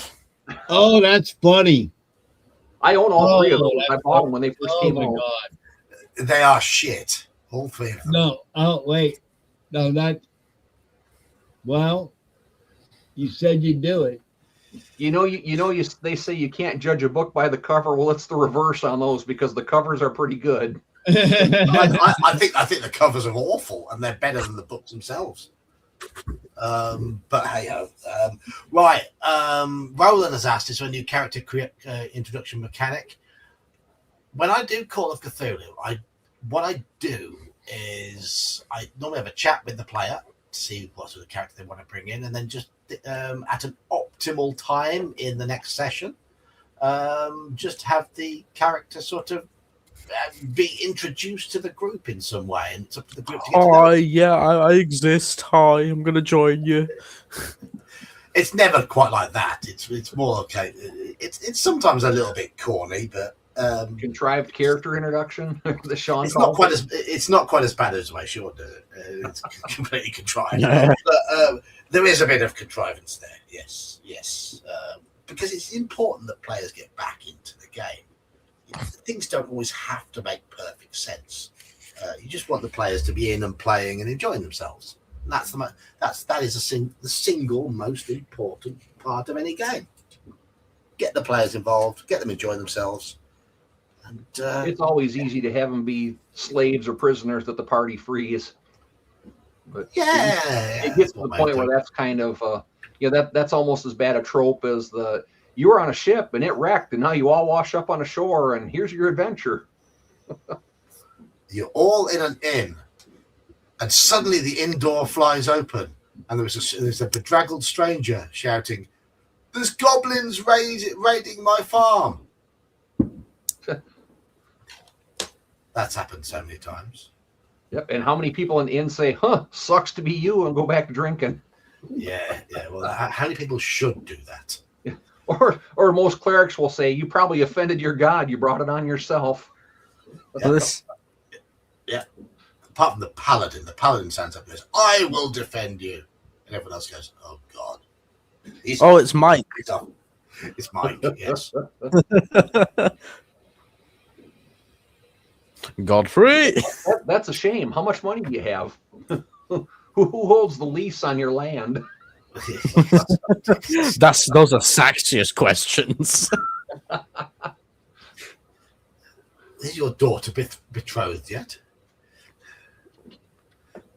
That's the question I'd ask. No, but no. So OSE adventures, okay. I'll take a look and see what OSE ones are available. Let's see what we can get. Everything has to be available print on demand because I'm not going to just buy PDFs. I've got a lot of PDFs, quite a few of PDFs I've purchased as well that I need to make use of. But I'd like to have things in a physical form. So yeah,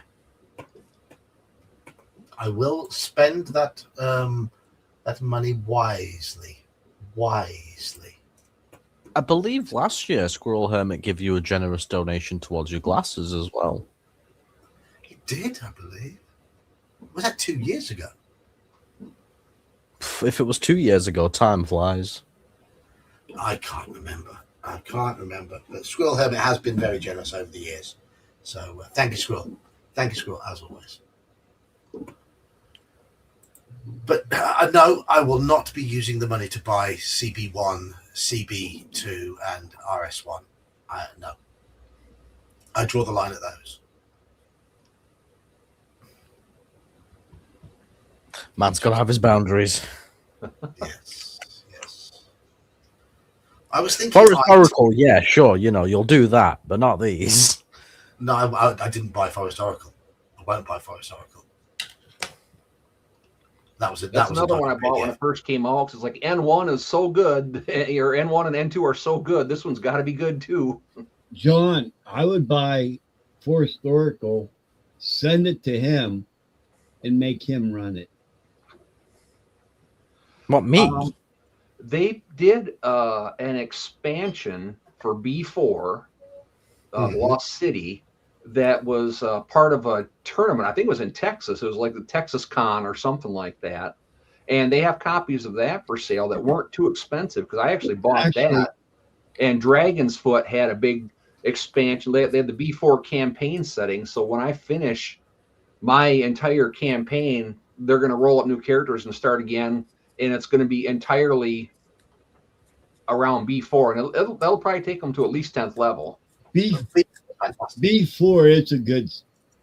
It is a good module. I have the Goodman Games reissue. Yeah, the big thick one. Yeah, Yeah. It's fabulous. Really, really good. And Goodman for mostly Goodman Games did a good job at bolting. Some of the stuff they bolted onto it was a bit wobbly, but for the most part, it did a good job. Yeah, I got books 1 through 6 of their reimaginings or reincarnated or whatever they were. Yeah, they were good, weren't they? They were good. Yeah. And I owned all of them, but just the background information was really cool. Or seeing the changes they made. You could tell how much they loved the source material. That's the thing with them.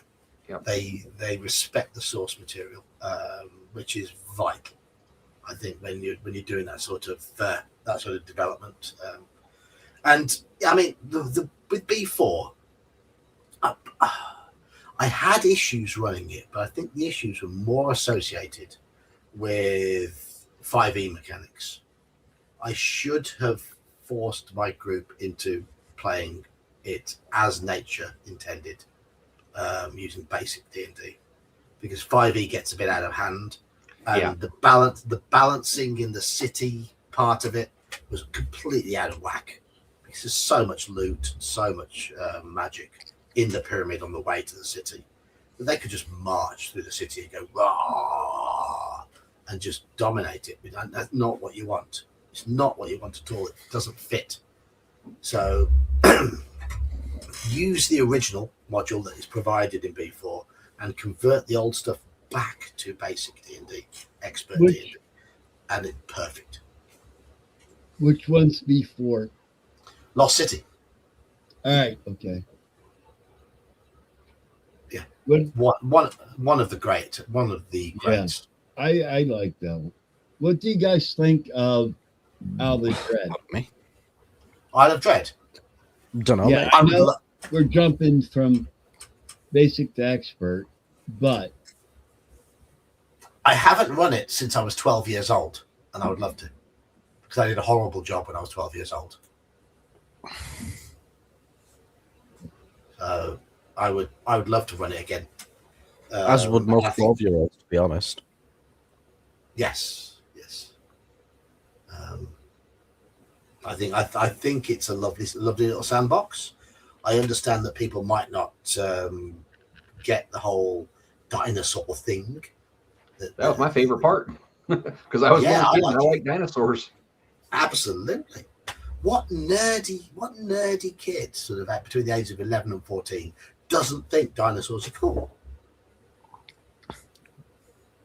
Well, and that's why, again, judging a book by a cover, the very first adventure I ever bought was A3, Assault on the Area of the Slave Lords, because on the one cover it had a pirate and a wizard, and on the back it had a dinosaur.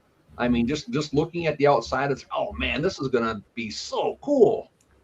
And, you could make it cool. It would take a lot of work. Yeah, no, I ran. I never ran the third one. I ran the first two, and they were awesome. Mm-hmm. The third one is such a pain in the butt because it's time based. Is there the volcano? That's the fourth one. That's the fourth one has the volcano. Fourth one, okay. Yeah, I mean, the fourth one's fantastic.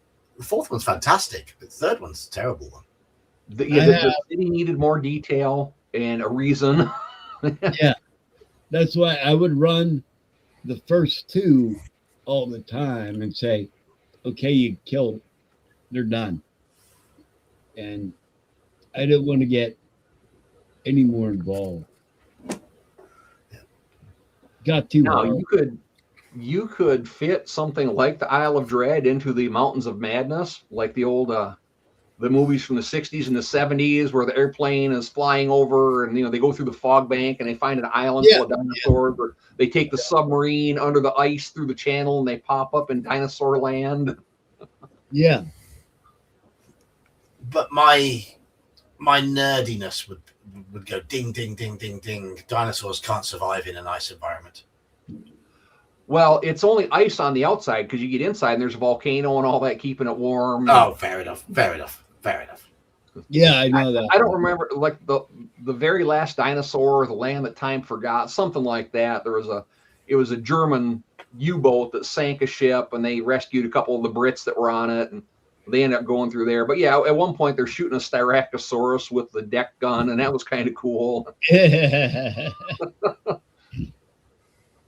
There's one where they're using a Bren gun shooting down pterodactyls. Oh, that'd be cool. I did ask a question in my I run a pub quiz on a Sunday night, and I did ask a question recently about a recent dinosaur find, and I wish I could remember the name they've given to this dinosaur. So apparently, it's the largest example of a Triceratops that's ever been discovered. Okay, I'm going to go on a soapbox for a second. They need to quit renaming dinosaurs. A brontosaurus is a brontosaurus. They can take that brachiosaurus and shove it up their back. They got him at Pluto, still a planet too. Hello, Yorkshire Matt. Yes, my trumpet, aka Mercurius, was very generous early on. So thank you, Mercurius. Yeah, I wish I could think of the name of that supplement for B4, because I know you've talked a lot of times about how much you like that, and I think you would enjoy it because it talks about, when you come out the bottom of the pyramid and there's that whole underground city, it goes into detail of that and the different regions of it and everything. Yeah, I mean, yes, that would be nice, but it would be nice to see how it compares with what Goodman Games did with the city, because I think they did a decent job. The only flawed side of it is the fact that everything in there was just a little bit weak in comparison to how things will naturally progress using 5e rules. I was using my adapted 5e rules, which slows development, and they were still too powerful for most of the stuff there. And that's been my complaint, even third edition to some extent, is with all the feats and skills and traits and all that stuff, the characters get really powerful really fast.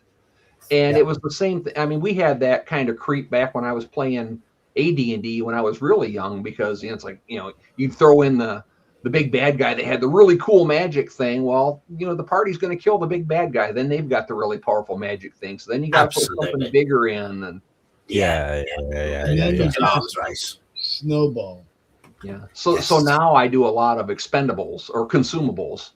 So they'll find potions and scrolls and wands and things like that. That's like, it's really cool for a couple uses. But Yorkshire Matt mentions the first time he ever tried to run factions with Lost City. Lost City is just, the factions make the Lost City. The fact that you've got 3 factions who are potential allies, but they don't all get on with each other. And then you've got the 4th faction who are the bad guys. And you've got 3 warring factions who are all potentially good, who, if they could just pull their heads out their asses and work together, they could defeat that 4th faction. But they can't, because they're so stuck in their ways. It's Europe. I think it's fantastic. The way it's set up is just brilliant. Anyway, I need to go to the toilet because, unsurprisingly, the fact that I finished off a 4-pack of these has made its way through to my bladder, and I'm an old man, so I'm just gonna go to the toilet. Leave you 3 here just for a moment, behaving yourselves, hopefully, and I'll be back. Let's get him cancelled quickly. We can do that. Has anybody heard? I just heard it today. No, you can't quote habitual line crosser. Hey, I came across a girl with 12 nipples the other day. Sounds funny, doesn't it? That must have made a mess.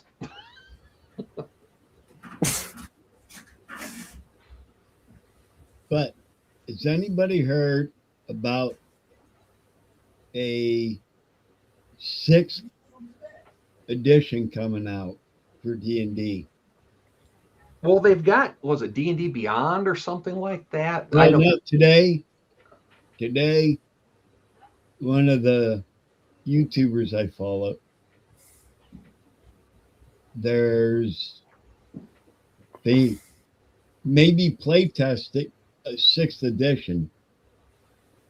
Yeah, because I know they've got like, I think there's D&D Beyond and D&D 1. There's a couple different things because But no, it's my niece was talking about wanting to play, so I showed her some of my old books. And she's like, well, no, because I want to be able to, turn into this and do that. So I bought her whatever the newest iteration of it was, the player's handbook and stuff for Christmas but of no, it's last year.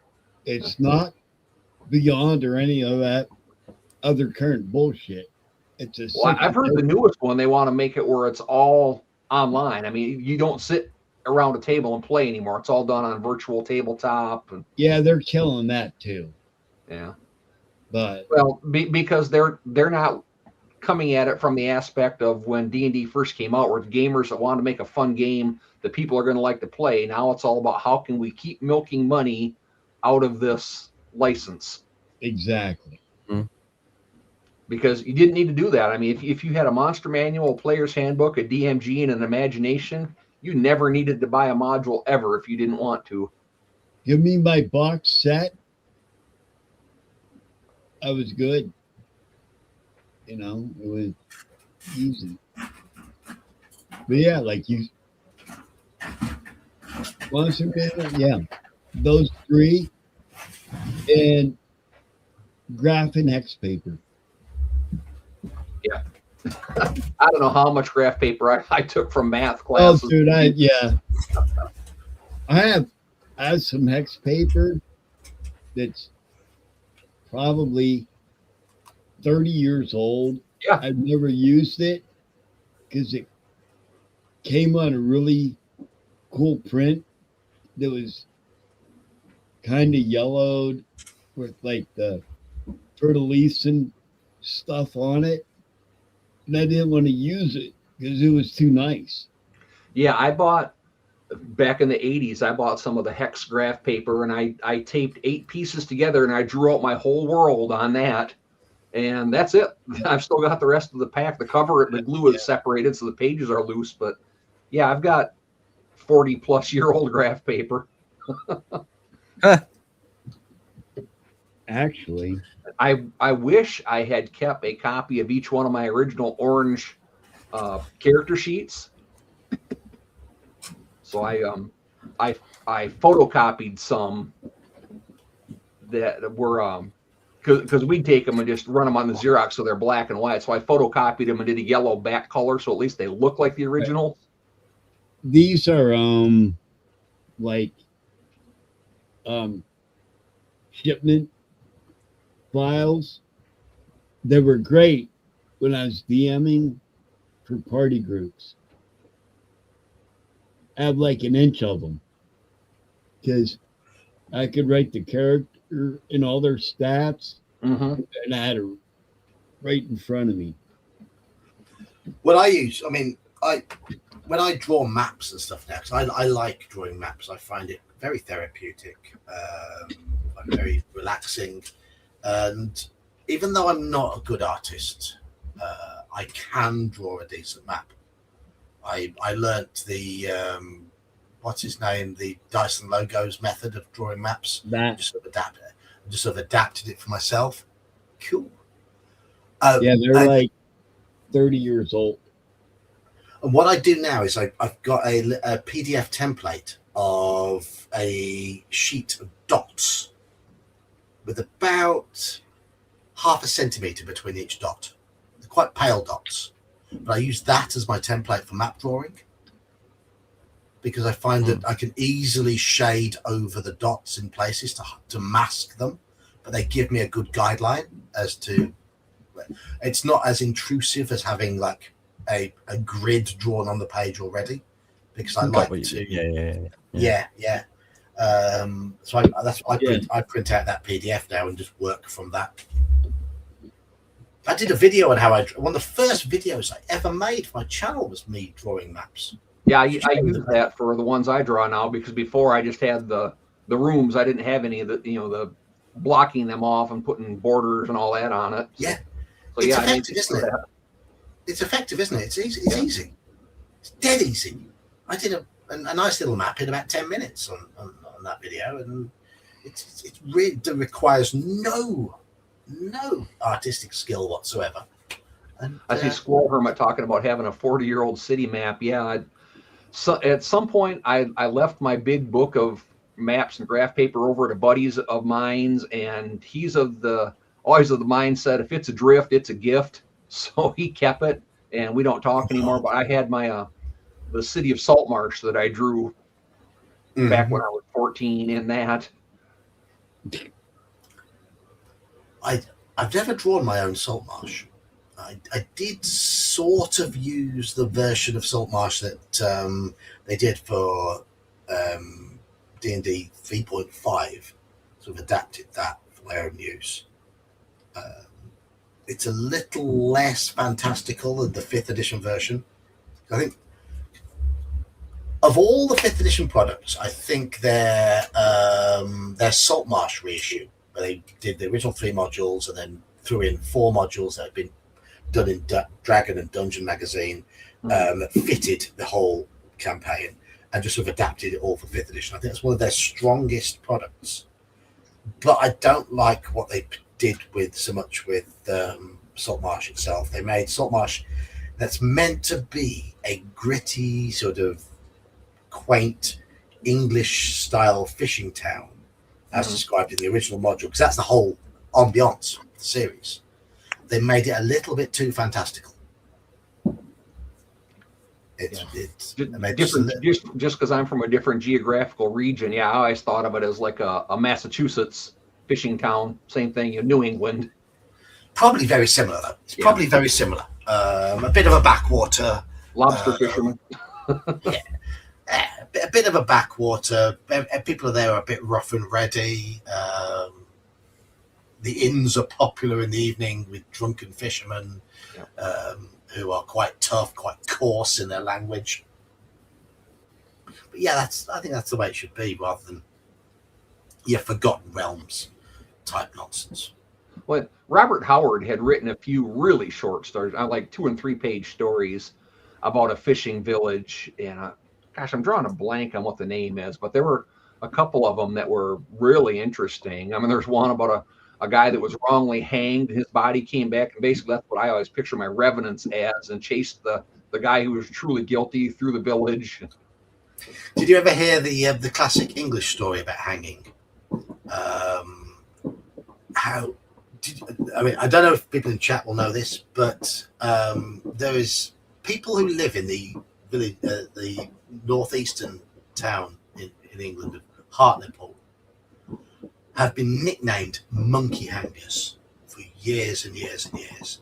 And it comes from a story during the Napoleonic War, when a ship got wrecked off the coast of Hartlepool, and the only survivor from the shipwreck was the ship's pet monkey.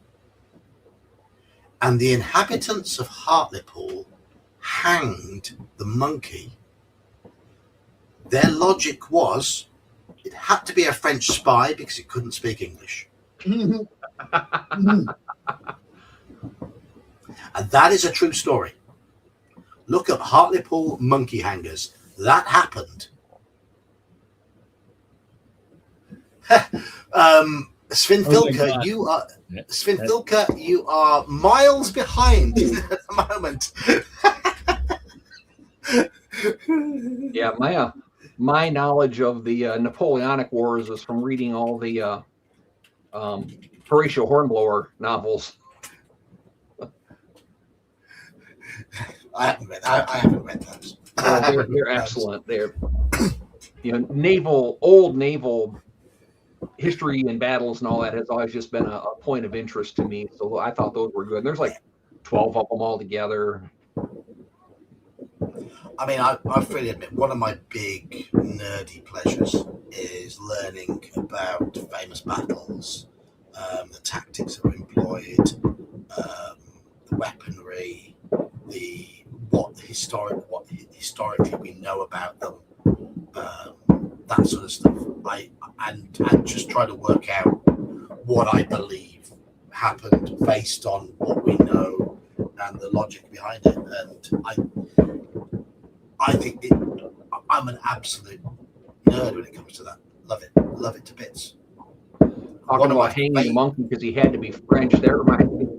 At one point, I was playing the Vampire the Masquerade back in the mid '90s, and my character was very old. He was actually an English noble, and there was one of the guys wanted to play an Oriental vampire. He had an Oriental vampire that couldn't speak with anybody, so I spent a lot of time and skill points or whatever they were called trying to develop communication with him. So I was the only one that could even basically communicate with him. And part of my character's backstory was his fiance. They found out he was a vampire, so they went to come and kill my character. Well, I had just converted my fiance before the wedding, and she was a vampire too. So they opened up the casket, they didn't look, and they killed her and not my character. So he absolutely hated the French for doing that. Well, anyways, they're doing something. This was vampire in the Middle Ages, so there was something where they came across a French NPC who was supposed to be apparently something big and important in the module. Well, he didn't speak English; all he spoke was French. So I convinced the Oriental vampire. It's like, this thing is a demon. Listen, even the way it talks, the words coming out of his mouth sound like snakes wiggling. He's evil. So this Oriental vampire just ripped the Frenchman to shreds, totally destroyed the entire campaign. But hey, that's what my character would have done. In case you haven't heard, the fireworks are going off here. It is 2026 in the UK yes. now. So happy New Year. Cheers, everybody. Thank you for supporting the channel in 2025. It has been a pleasure, an absolute pleasure. Cheers, all. Spin Filka, both. Those are both true. But I started learning about World War II a lot earlier.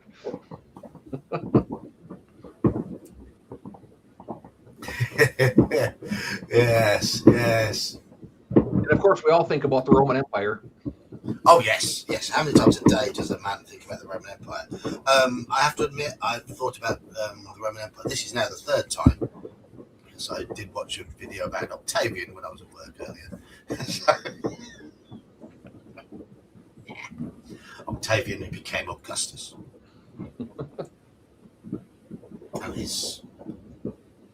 Tiberius was his adopted son, wasn't he? So, yes. I find the Roman emperors fascinating. I was learning about the year of the three emperors not that long ago. You must be farther west than me. He says it's only 6 o'clock at his part in America. It's 7 o'clock here. So he'll be Central Time, won't he? He'll be down at that Central. Yeah. Is it sort of Texas? That sort of. Well, I'm Eastern, and then there's Central, and then there's Mountain, and then Pacific are the 4 time zones. So which states are Central? Is it sort of west of Michigan, east of Wyoming? So that band. So you're going to have. I know Texas in that band. Utah in that band. Utah is mountain. Mountain. Okay. Yeah. Nebraska. Okay. Yeah, I imagine the Dakotas and as Phil Vilker said here, Kansas, Oklahoma. I'm not sure if Wisconsin is still Eastern or if they're Central. I don't remember where exactly I had my clocks changed when I was driving out west. So you're just on the border of Eastern, I guess, if you're in Michigan. Yes.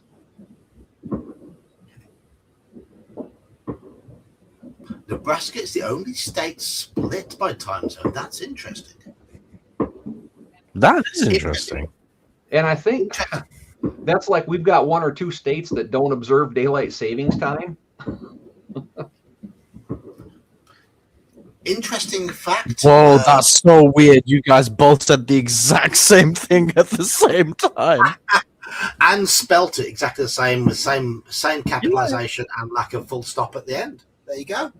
That was so weird. It just popped up. I was like, what the fuck? Yeah, because I went out there to do the TSR sites and tour and all that a few years ago. I was going to go again next year because it would have been Ernie's 10-year sobriety. So I was going to give him my 10-year sober coin. Oh, Recognition of that. He didn't make Ernie that passed one. away. Ernie passed away in 2025 as well. Yeah. There go more fireworks by me. yeah. I don't know if you can hear the ones from. Yeah, I didn't put that together that it was fireworks at first. I was like, what in the world do people have going on? It's fireworks, yes. Somebody's making some really loud popcorn. We don't have guns here. Well, not really. No, only the gangsters have guns here. That's something I never got into, shooting up in the air to celebrate things, because those have to come back down. Oh, that's very much a Pakistani thing to do. They love like shooting guns at weddings and stuff. Yeah, the Blitz. If you ever want to get people upset when they talk about Tour de France, say, you know who won the first Tour de France? The 7th Panzer Division. What? We have a guy at work. His nickname is Frenchie. We call him the fastest man in the plant. Nobody runs faster than a Frenchman. What, the fastest to surrender? Well, that was one of the jokes when I was a kid, too, because back then they had a lot of surplus from World War II. So they had a World War II Italian rifles, never fired, only dropped once. I'm going to eat, had- guys, so I turned away my camera. That's all right. What I was going to... I might have some late night munchies as well. Something I was going to say, and I can't remember what it is. Yeah, that's my actual last name is French, but I'm not. Well, Apparently that- seeing as it's at least for us, John, it's officially last year now. One of the highlights of my year last year was obviously meeting Sophie in the wall behind me. Of course. Yes. For those who You don't know, better say that because she might be watching this. for those who don't know, No, she's doing something else. Iman met Sophie through my Discord server. Did you You're send having a baby now, yay! Did you send her a sympathy card, John? I haven't yet, no. Yeah, you need. Yeah, I need. Yeah, the sympathy card isn't for her; it's for the fact that she's related to Joker.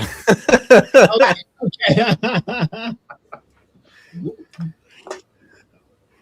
Huguenots. Mate, I don't know if you'd been able to hear them, but there's been fireworks going off the whole time we've been streaming. It's Yeah, just we- now the actual moment, so it's like the height of it.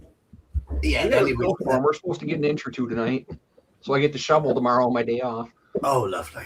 But man, we Oh, got fun. 2 weeks ago. We got hit by an ice storm that was absolutely ridiculous. Power out all over the place. Where Trees you down. located at? You mentioned that on the Discord. Yeah.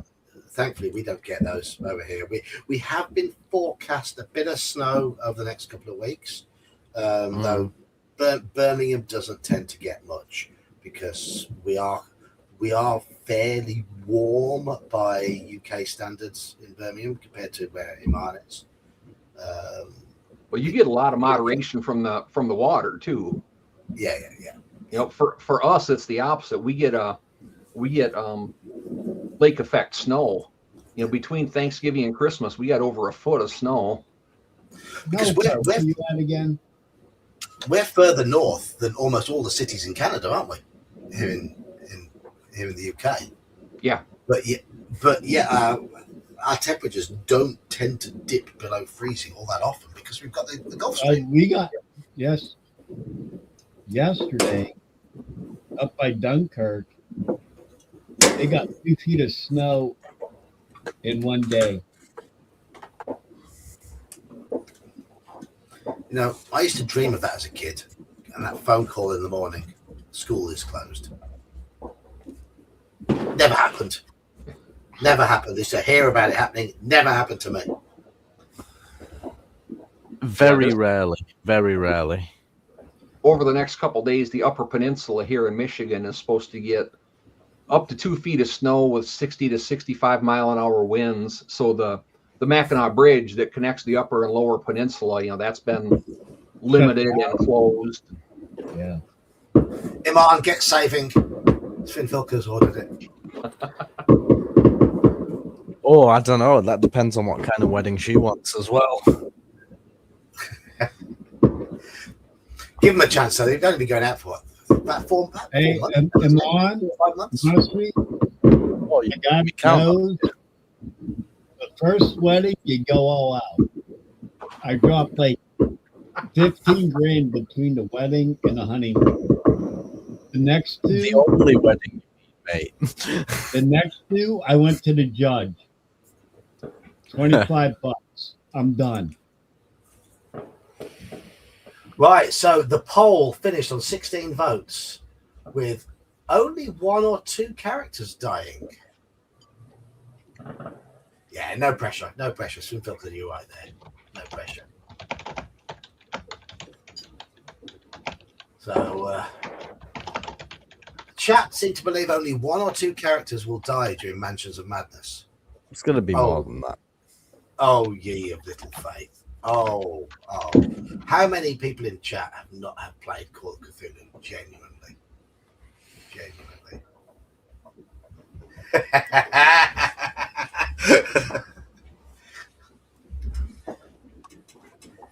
Iman, do you Officiate? What is this? A football match? Iman, do you take the flesh of this nubile young woman?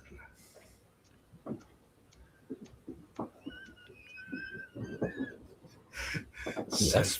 Do you promise to corrupt this young man? Absolutely. It's already happened. It's too late.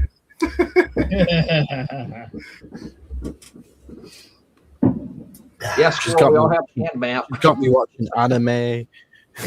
Like, who knows what's next?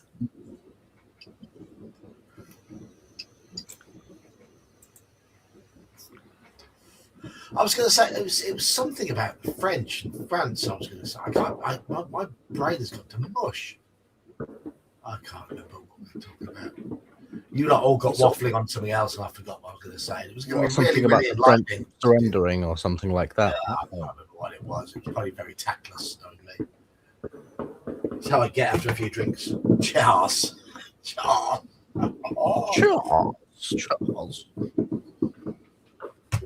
I've only had the one. I'm behaving myself. You're a good boy. I've had 2 smokes though. Well, I've had 4 cans, two large glasses of port. So I think it has to be done that we bring out the sortilege now. Oh, he's Big gonna old glass of water. old geek. Yes, Canadian. Right.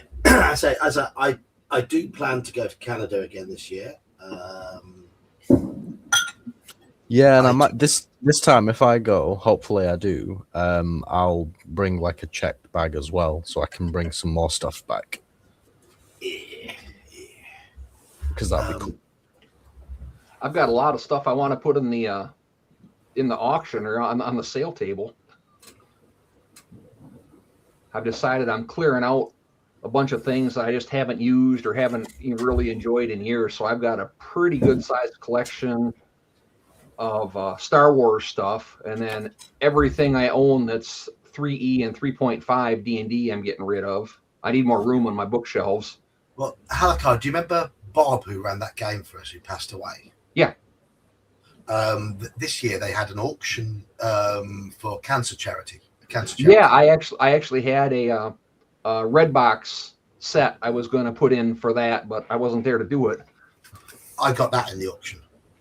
Oh, nice.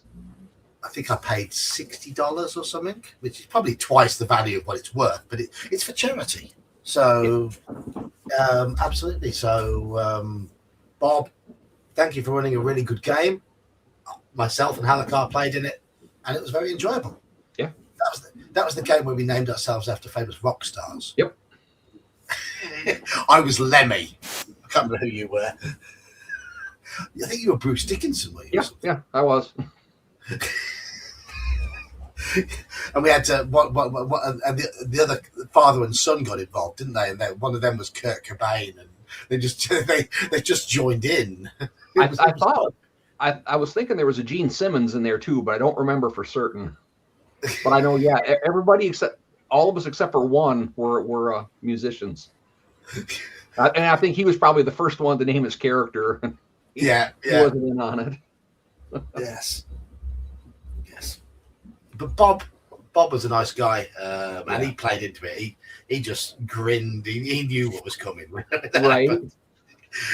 He'd obviously seen all that before. So Bob, wherever you may be right now, cheers. Thank you. So yeah, I bid for everything in the auction. That was the one thing I wanted because that's what I make use of. But I put starter bids for a lot of things in the auction just to get things started. Yep. Because it was a good cause. But that's the one I continued with the bids on. I think they raised a decent amount of money, which is nice because it's a good cause. And which I contributed to some of it, and I can show you one of the things that I got if you like. 1 second, I can grab that. Yeah. You bought some. While he's looking for that, you were talking about good things that happened in or exciting things that happened in the group earlier. My oh yes. Yes, the demonic baby Cthulhu thing. Yes, you bought that in the auction, didn't you? Yes. My cousin, who is 5 years younger than me, she used to game with us back in the day, but she's had health issues and hasn't been able to with this new campaign I started. She had a stage 4 end stage liver disease. They actually didn't think she was going to live this long. Right. Well, she ended up going with a new doctor. She's a veteran too, so she ended up going to the VA, and they got her in with a new doctor and some new treatments, and it has regressed back to only stage 2. Before she was so sick she couldn't even get put on anesthetic or couldn't get anesthesia to have surgery done because she needed to have her liver replaced. Well, now she's tolerating the anesthesia, so this coming year they're going to be able to replace her spleen. And there's one other thing that died because of the liver disease. And then hopefully the year after that, once those are both up and running, they'll be able to do her liver too. So that was fingers crossed. We did not expect her to make it through the end of the year, but now she not only made it, but is doing so much better. So I keep telling her now that she's healthy enough to move, she's got to come game with us again. That's cool to hear, because that's the kind of shit you normally don't come back from. That's cool. Yeah. Thank you, Yorkshire Matt. Thank you. One thing I am hoping for 2026 is, and I'm going to say this quietly so he doesn't hear downstairs. So I know he's still awake. Normally I go downstairs to sing Old Lang Syne with my family at this point, but when I went for a wee, I found they were all in their rooms. My wife is busy dozing off, and they haven't bothered. The kids are, I say the kids, they're 19 and 21 now. They're on their Xboxes, PlayStations, and whatever, shooting something and shouting at their mates. But that's what they do, isn't it? But my lad has made noises. My lad has made noises about wanting to try Call of Cthulhu. So I'm going to try and nurture that. He's never made those sort of noises before. He's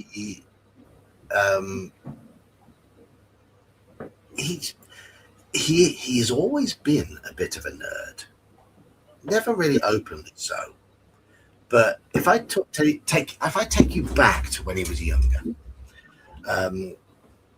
they thought he was going to be really quite poor at school because he didn't read until he was 6, and he wasn't interested. You know, giving him all these books, and he just wasn't interested. Wasn't interested in reading, writing, anything like that. And it was that remedial English, basically. But we always knew that he was bright because he was sharp. He was quick-witted.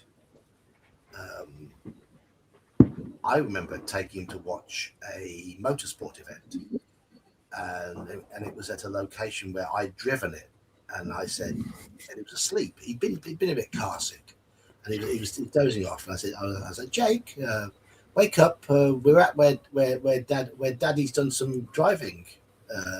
We're nearly there. And he looked at me, and with no sense of irony or anything, he was 6 years old. He says, Daddy, why are you speaking about yourself in the third person? And I thought, you little sod. You little sod. Because he was sharp. And one day at school, he was allowed to pick his own book. And he picked a dinosaur book. Within a week, he had read the entire dinosaur book. He was writing out all their names, and he was spelling them perfectly. All it took was for him to get something he was interested in. So when it turned out he was interested in history, even though they were rated 18 plus, he played all of the Assassin's Creed games. By the age of 10, he'd gone through the entire series of Assassin's Creed. And we just got used to the fact that after he'd gone around murdering people in Assassin's Creed, he would get on his computer, because we bought him a computer, and he'd Google all the people to find out who was real and who wasn't, and learn everything there was to know about them. Yep, I know exactly what he was because I did the exact same thing. Like, who was Cesare Borgia? So, the history of the Wild West, the history of the age of piracy, the American Revolution, all this sort of stuff. He knew all the names involved by the age of 10. So, yes, he's always been a bit of a nerd. But it has taken up until now for me to realize that he's actually interested in playing a game of Call of Cthulhu. Because he's never shown any signs of it before. But apparently he's been introduced to it through his mates and computer gaming and things like that, things he talks about, things they talk about. So he's interested in the story side of things. So I'm hoping, fingers crossed, I can get him going. And I would love to bring him to Canada. That would be fantastic. So fingers crossed. That would be great. That would be great. And you want to know what's crazy? When we were kids, reading at 6 was about the norm. You know, I remember in kindergarten.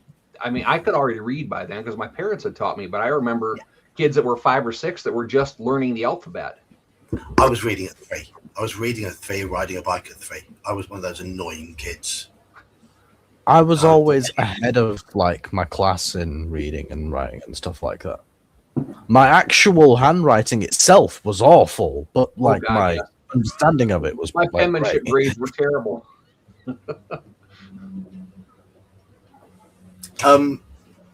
I've just bought the Call of Cthulhu game for PC.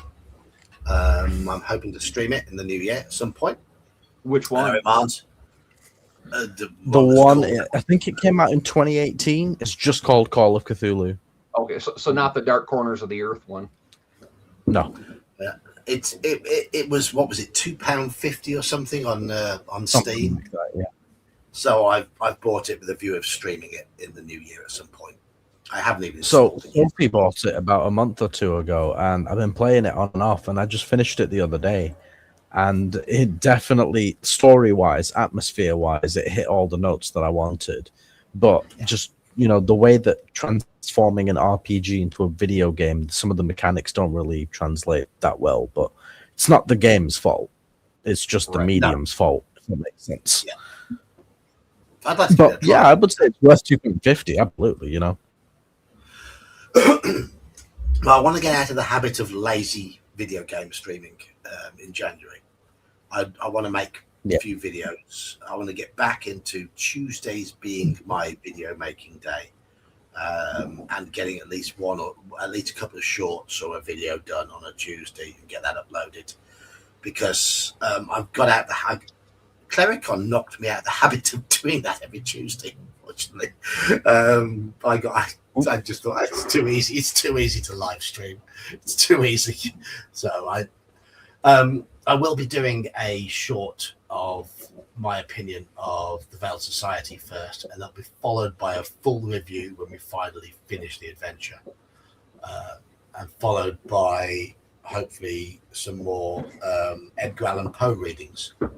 I intend to read Very good, very good. Read yeah, that's one of my favorites. I intend to read that, and I'll need to put a bit more time into some of the other ones. The Pit and the Pendulum and The Fall of the House of Usher are both considerably longer. Two very good ones, yes. Murders on the Rue Morgue I'd like to read as well, because that's one of his classics. Yep. I think when I was in high school, I think I did like written essays on The Mask of the Red Death and The Pit and the Pendulum and Telltale Heart. So, yeah, those three I know well. To give you an idea, though, I mean those other ones are like 6,000 or 7,000 words. If I do a 2,500 word short story, it makes a video of about 15 minutes. It takes about an hour for me to read it and record it because of all the mistakes I make while you skip over words. I'm squinting at the screen while I'm reading because of my eyesight, which is a problem. I try to pre-read 3 or 4 sentences before I actually read them, and then I try and get the inflections, and it's like, that didn't come out right. I'll try another version. Then I go back, and then I try and cut out all the background noise as best as I can. Then I try to find the best version of each sentence or each paragraph. And then to try and make sure the inflections are in the right place. Sometimes re-record bits. It takes an hour to an hour and a half to do all of that, just for a 2,500 word short story. So it is, something like The Pit and the Pendulum is about 7,000 words. You're talking about 6 hours on a Tuesday to actually get that recorded. It's no small undertaking. Better man than I am, John. Anyway, I mean, my reading of The Call of Cthulhu, the original reading I did a year or 2 ago, took me 3 weeks to do. And it hasn't had many views. It's so disheartening. No one wants to listen to a story that's that long. That's the problem. Yorkshire Matt, you're going through all of the Final Fantasies 1 to 10 at the moment. Good luck. I used to work for IDOS Interactive, and we published Final Fantasy VII, the PC version in the UK, and it was badly ported and horribly bugged. And we used to hate it because the amount of phone calls we used to get about people saying it doesn't work because the company that done the port were crap. I used to work on the help desk for IDOS Interactive. We released first game we released when I joined the company. We were US Gold, and first game we released as US Gold was Duke Nukem 3D. Various Lynx Golfs, one of the Arena Elder Scrolls games came out that summer.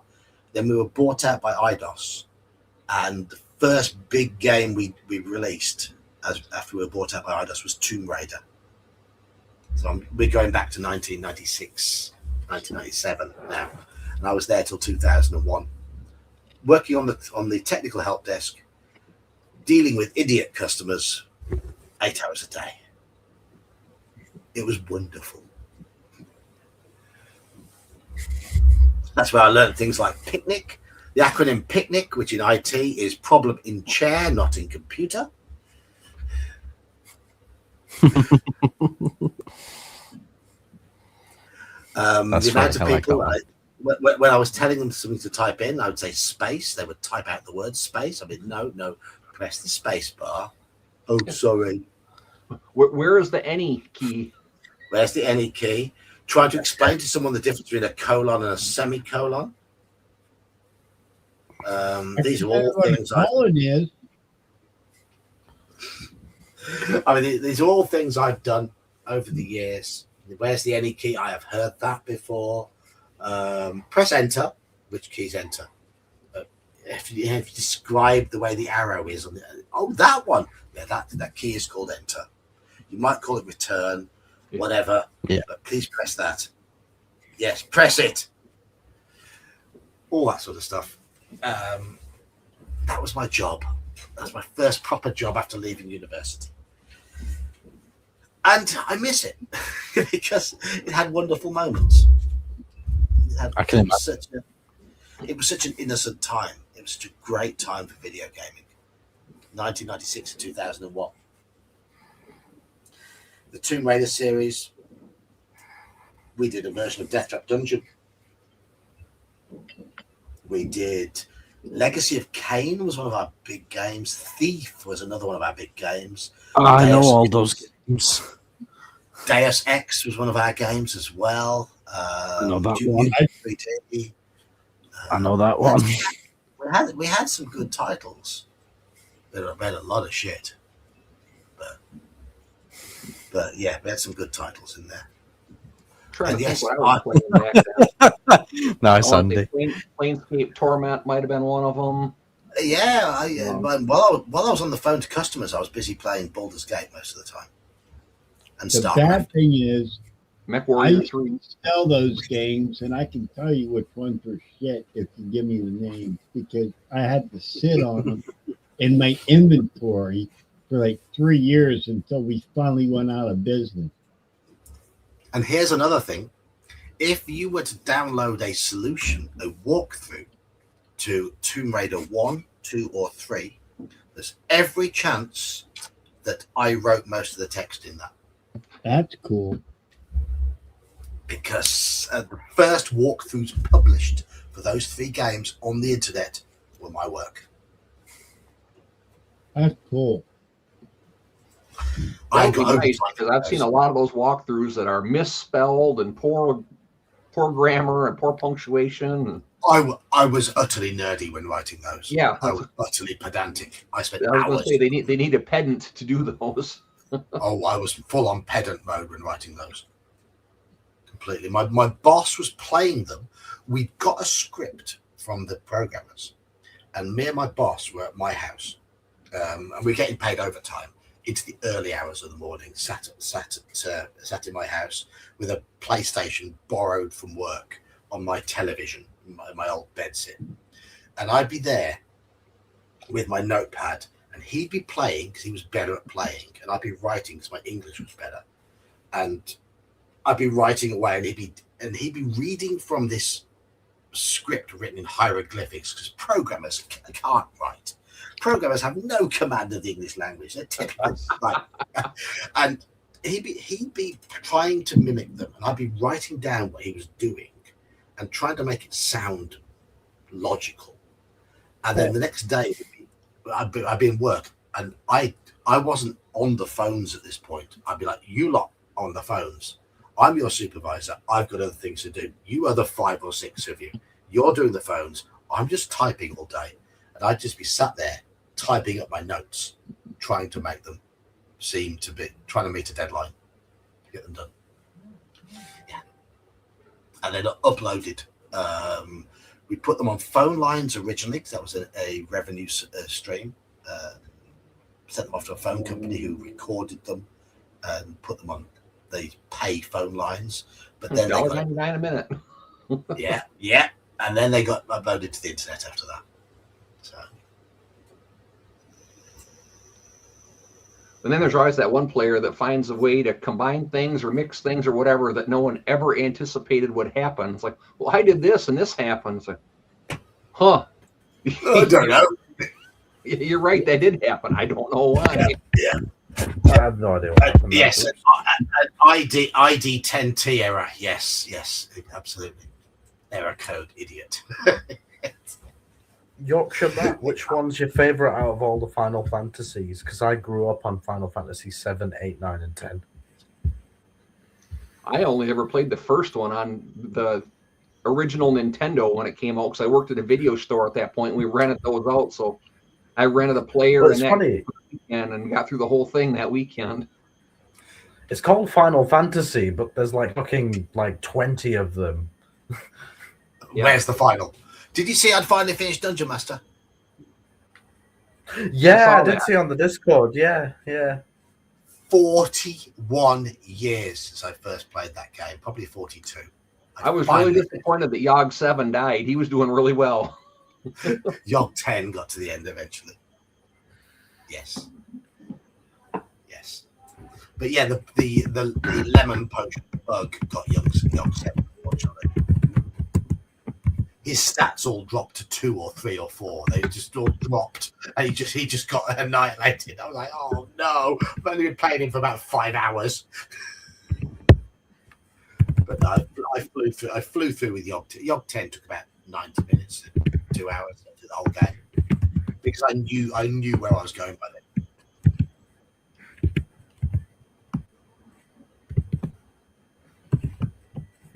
Who can I hear tapping? That's It's probably fire. me, sorry. I thought that might have been more fireworks. Romance of the Three Kingdoms. I remember that, and like there's something Nobunaga, like Nobunaga's Revenge or something that was another samurai type one. I don't know that one. I mean, I do remember. I hadn't been at IDOS I'd been there for about 10, maybe 12 months when we got a demo of Baldur's Gate through from the company that were producing that.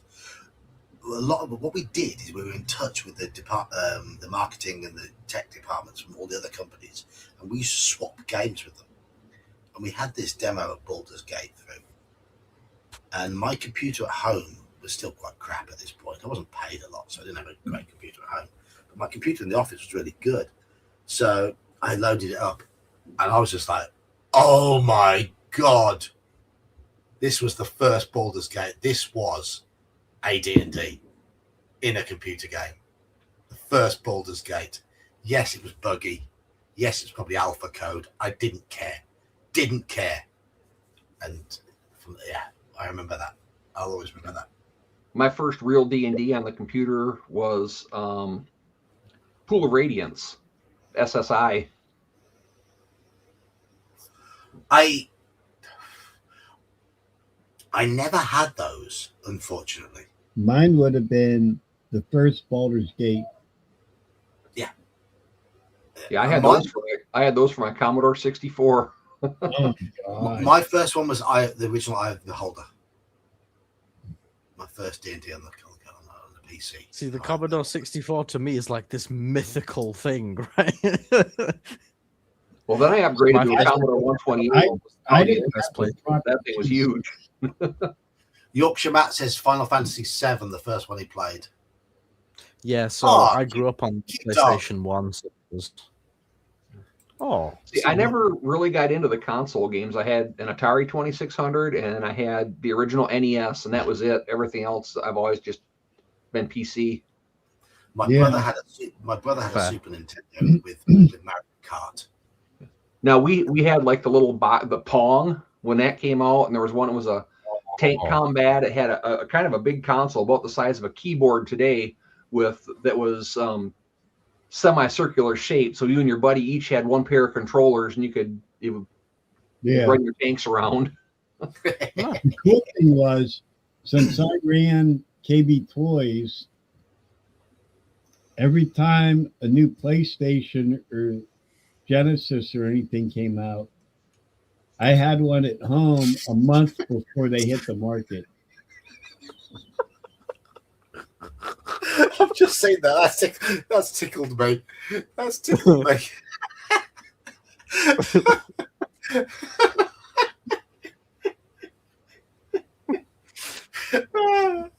And just for you Americans, it's pronounced twat. Yeah, when I worked at the video rental place on Saturday night, if there's anything that hadn't rented out, that I liked, I would just take it home and then bring it back Monday morning because Sunday nobody was going to be there to rent them. So I know about Vagrant Story, mate. Don't worry. Making the most of what you've got at your company and the freebies has always been wonderful. I remember borrowing a PlayStation, borrowing Tony Hawk's Pro Skater when it first came out. Oh, what a game! Oh yes, and the soundtrack to it. Oh, what a game that was! I spent hours playing that when I was a kid. Oh. And the first Gran Turismo, we had a demo of Gran Oh, Turismo. Gran Turismo was awesome. And Tenchu is one of my favorite games, Squirrel Hair, mate.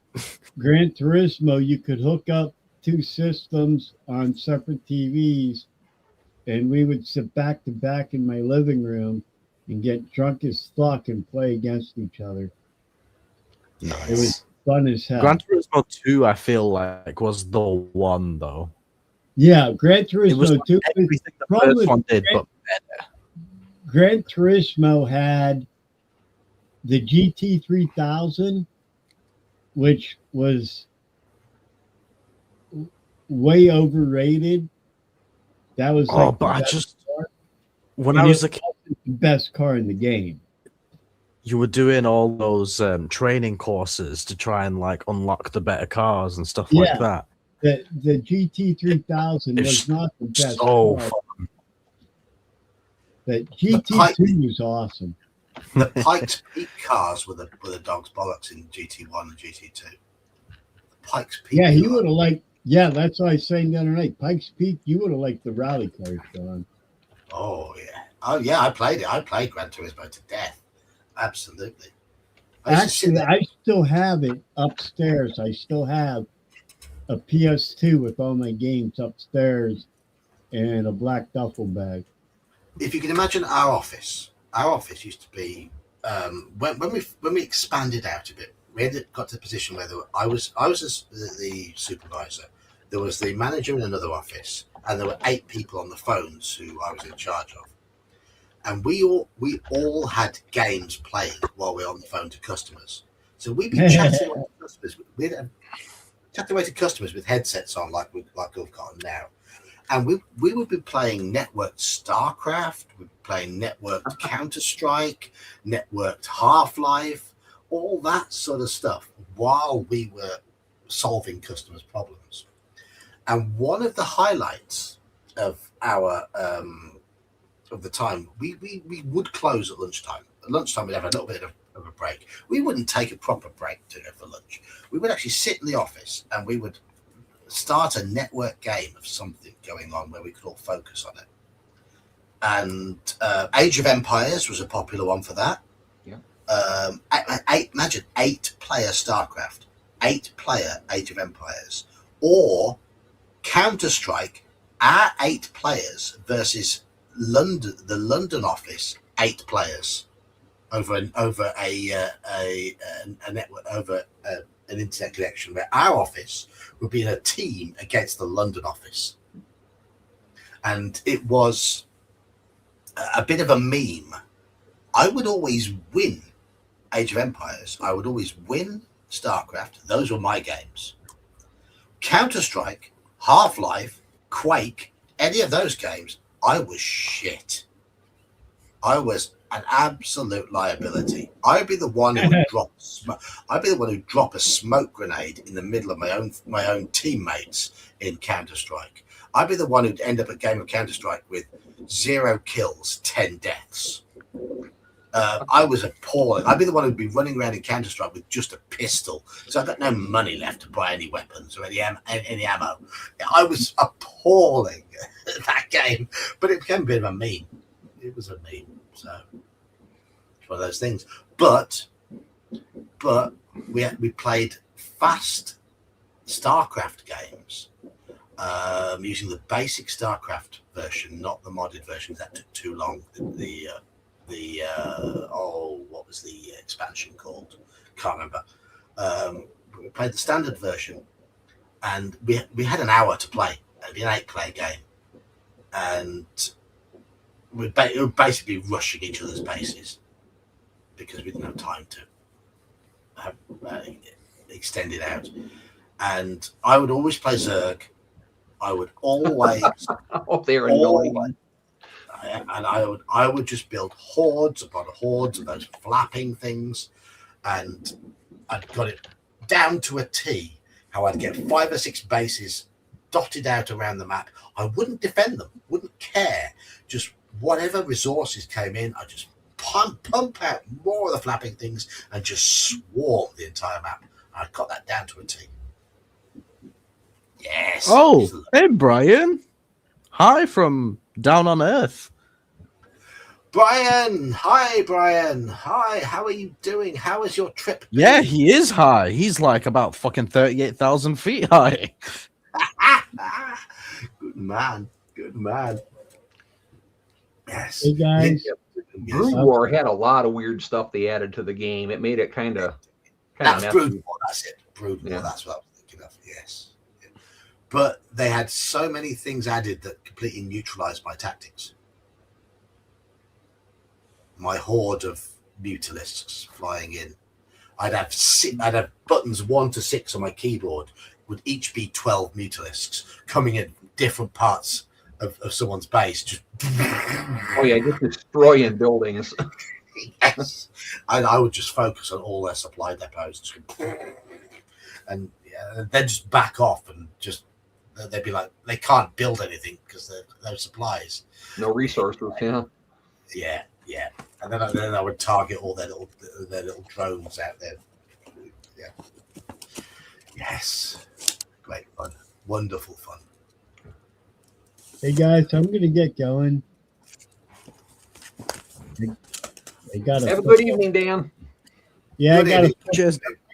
I'm gonna start swearing pretty soon because I got money on a football game I'm watching. So you probably don't want to listen to me. Well, that reminds me. I wonder how Michigan ended up doing. I don't know. I'm watching the Miami game right now. If anyone's ever played in our OSC games and our MERP games, Dan with his football bets is really a bit of a meme by now. Texas beat him 41-27.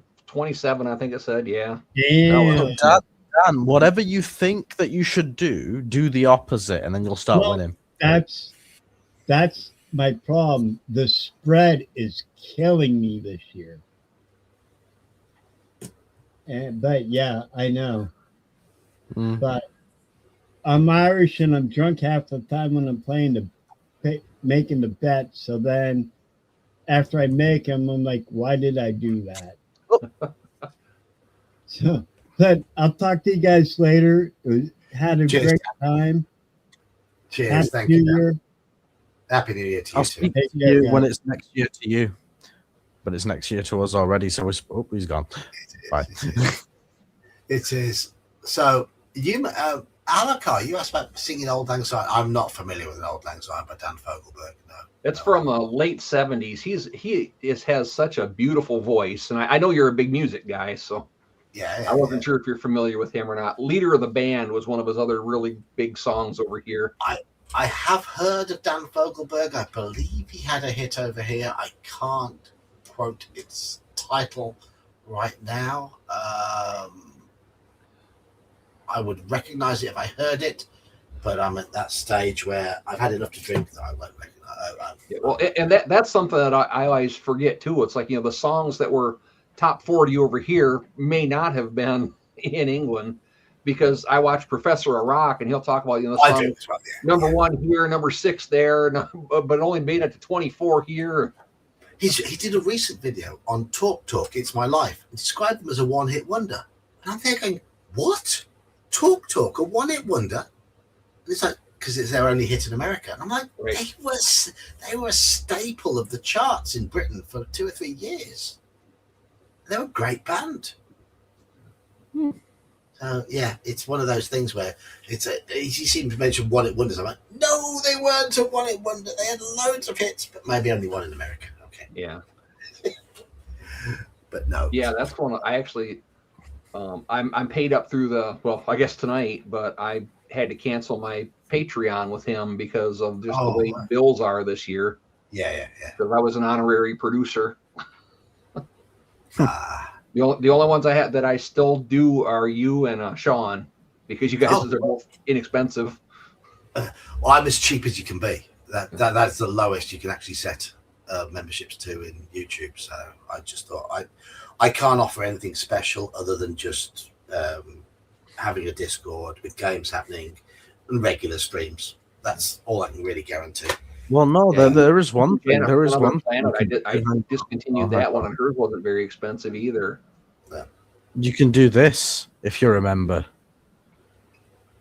What? That. Oh yes. I need to make some more of those. I really do.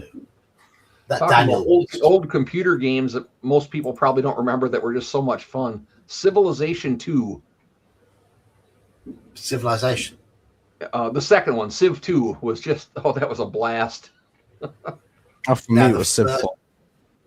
The first one came out when I was in my first year at university.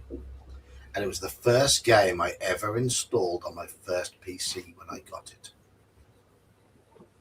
And that bloody game basically took over my life. Yeah. I loved it to bits. I absolutely loved it. But one of my friends was a computer science student, and I didn't understand at the time. But he it's very simple. But he showed me how to hack into the text file that the game used when it did its introduction. When we had that Earth building and developing and all. Oh that. yeah. I think you told me this. Yeah, this story. This was my mate Tomo, and he did computer science, and he noticed that there was a guy in his computer science lessons who would always sit at the back, and apparently be paying attention. But Tomo had noticed that he was actually playing Civilization throughout the lessons. So he's on a computer at the back of a university class, and this guy was playing Civ the whole time. And whenever the teacher came round, he would just sort of quickly hop out and go to whatever else he should have been doing. And you go in there at lunch times, early evenings. He'd be in there playing Civilization constantly. Now, we played Civ, but Tomo knew how to hack into that intro file, and he changed the text of the introduction. Now, the guy who was doing this was a big guy, very overweight, and was Greek. And he changed the introductory text. Instead of like, in the beginning, the Earth was just volcano, whatever. It actually said, "You fat Greek bastard, do some work. Get off your lazy ass and actually do some work instead of spending all these lessons playing Civilization." And apparently the guy's face was an absolute picture the next time he started the game, because the game was there insulting him and swearing at him. And Tomo had this way with words as well that would have completely tormented the poor guy. Yeah. My first real computer after my Commodores was a 8486, and oh my gosh, that thing was awesome for what it was back then. And the first game I put on that was Star Wars X-Wing. And I had taken when I first got to college, I wanted to do computer programming as a minor, but it was too much work with everything else. But I did take Pascal, and a lot of the coding in Pascal was similar to what they used on this game. So I opened up the files because it was all it wasn't a Windows game, it was a DOS game. So I opened it up and I maxed out the stats on all my co-pilots so they would actually weren't just targets. And also, like if you died in that game, it was you died. Well, I could go back and duplicate and retrieve files. So if I ever died, I could just replace my main pilot file with an old one, and that made it a whole lot more palatable. I didn't play Civ 2 as much as I played Civ 1 because my original PC was an 80386 SX25 with not a lot of RAM, and it couldn't run couldn't run Civ 2 because it struggled to run Windows 3.1, and Civ 2 was native to Windows 3.1 from what I remember. Was it Windows 95? I can't. 95, I think. 95. Well, it certainly couldn't run Windows 95. It ran in DOS 6.2 or whatever it was. After my 84, 86, I bought a Gateway, because they had advertisements everywhere, and they actually had a store. So I went and bought one of those, and it was a Pentium. Well, I guess it would be a Pentium 1, but it was just a Pentium, 350 megahertz, and oh my gosh, that blew away my 84, 86. But Civ 2, what I liked the most about Civ 2 was your 4 advisors. Every certain amount of years they come do their thing, and there was one I was just murder hoboing everything, and the big guy with the glass of wine, the big fat guy that was in charge of the war, he's just drunk, laying on his back. He lifts up his goblet and he's like, "Good to go." And then he's constantly getting on the social reform girl. Just shut up. See, man, you said you played Civ 4. Yes. So you're showing your youth now, aren't you? Yes. I did Civ 3 and Alpha Centauri, I think it was, but those were the last ones that I played. My favorite thing about Civ to this day was just the fact that, like, Gandhi always just turned out to be this wrathful, evil dictator. Yeah. It's like it was in Civ 1 as an accident, and I think they just kept it as like an ongoing joke in every iteration. Yeah. He was meant to be peaceful in Civ 1, and they screwed him up, didn't they? So hello, yes, I would like to make friends with you. No, I'm all right, thanks. Well, die, motherfucker! The people you didn't want to be next to in Civ 1 were Stalin, Gandhi, Genghis Khan, and Shaka, the Zulus. If you got any of those near you at the start of the game, you knew you were going to get constant harassment. Yes. Yeah, after Civ 3 and Alpha Centauri, that's when I really got into Warcraft and Starcraft and all those. So I kind of left all those behind. But yeah, those ones were fun too. I have still never finished Brood War. There was it got to the point where there was a Zerg mission I just could not get past. I've done them all. I've done all the Brood War missions. Yeah, that was because that one did the reverse order. So you started out with the really intelligent ones with the psionic blades and all that. I can't remember what they're called. And the Zerg were the last one, and I could not get through one of the end Zerg missions on that. So I've gone back and tried a couple times and still. You won't get any better now because you're getting older. So and I've never looked up the cheats or anything on it too. I wanted to do it all by myself. At some point I'll have to go back and look at the walkthroughs or something. I've completed the original StarCraft in its entirety, as well as Age of Empires and Age of Empires 2. Done all the missions in both. And then StarCraft 2, that one was really good too. I liked that one, but I didn't play StarCraft 2. I got to one point where it's like, there's a character that shows up that apparently there was a secret mission in the original StarCraft that if you did it, this character showed up. So that's why I decided I wanted to go back and try to see what that was all about, so it would tie in with the second one. And I got caught in an endless loop of failure. I'm just going to look this up. Yorkshire Matt. Bethesda Software. Okay. Designed by Ken Ralston. Now, the original Ravenloft was written by Tracy Hickman. And it's probably Tracy Hickman's finest hour. But Ken Ralston was involved in D&D in the 1980s and he probably did write, I guess, for the for let's have a look. Ken Ralston.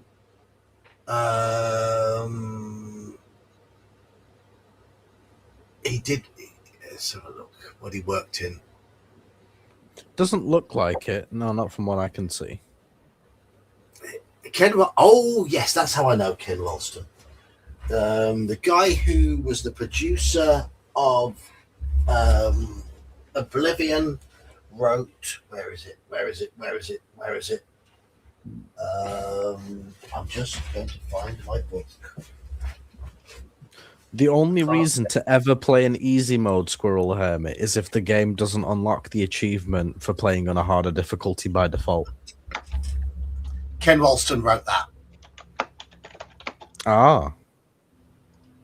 One of the most entertaining role-play games ever written. So, yeah. Right, John, unfortunately, I'm going to have to call it because the stream's just hit 3 hours and I should probably let her get some sleep because she's been at work all day. Yeah. I'm going to have to call it as well, to be honest. My family are all in bed, so... all right, then. It's 1 o'clock in the morning here now. I'm just looking to see if Ken will... So, when we're doing another drinking game, Janet, when Sean gets the cards sorted for Drinking Quest, so badger Sean and get Sean to get these the PDFs sorted for the Drinking Quest cards. He keeps saying he will, but it is down to Sean, and I will certainly have a few drinks, but we will do that again sometime. But yeah, of course, no problem, Janet, no problem at all. But it is down to Sean sorting those cards out. So it's 1 in the morning now. It is time for us to depart. Ken Ralston, who wrote the original Oblivion Elder Scrolls, was involved in D&D. He was involved in role playing, but I don't believe he wrote Ravenloft.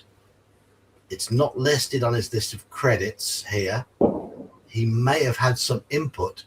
He did write some modules, actually. He wrote C3, Lost Island of Castanamere. Oh. That's a shit thing. Uh-oh. I have a friend that loves that module. I do not see his draw. Well, probably because it was one of the first ones he was ever a player in, but that one just doesn't do it for me. No. Oh, rose tinted glasses, yeah. Yeah. But no, that's Ken Ralston's finest hour. Paranoia 2nd edition. Wonderful game. Right, we're going to depart now. It is time for bed. It is time for me to get some sleepy buys. I'm going to try and work on some videos for the channel tomorrow because I have tomorrow off. So thank you, Iman. Thank you, Halakar. Thank you, Bear. Thank you, Dan. Thank you, Saxius, joining us early on. We've had a good way of seeing in the new year. It's been a lot of fun. Thank you, everybody who has contributed, especially Squirrel Hermit. Very, very generous of you. Thank you, Squirrel Hermit. It will be spent on more of these print-on-demand classic modules, and I intend to run those on the Discord as much as possible in the year or two to come. Do you have all of the WG series? I only have WG4. Okay. I've got WG7, Castle Greyhawk. Yeah. That's no. No.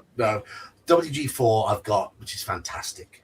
WG5 I need to get. Yeah, because I was wondering if you had Mordenkainen's Fantastic Adventure or the Chaos one, Time of Chaos or whatever. Those are the where Chaos reigns. That's yeah, when Chaos reigns. I remember that one. But there are a number that I need to fill in the gaps with, and that's what I'm going to be doing. I have those ones. I've never played them, but I've read through them, and yeah, they're interesting for their place in history, I guess. Yes. Yes, that's the case with a lot of them. I mean, I find that I'm running B6 at the moment, and it's so badly flawed, but we're still having fun with it. Yeah. We're still having fun with it. I mean, it's not going to get. I'm going to spoiler now. It's not going to get a good mark out of 10. I rated it fairly highly in my ranking of B series modules because of what I remembered of playing it when I was in my teens. But having now prepared it and run it, I would move it a long way down because it's not as good as it should be. It's a wasted opportunity. But that's me spoiling my review that's coming. Right. Thank you, Halakar, for sticking with us. Thank you, Iman. Thank you, chat. Happy New Year to everybody. I hope you have a wonderful 2026. And I'll see you in the very near future. Good night. All. Good night.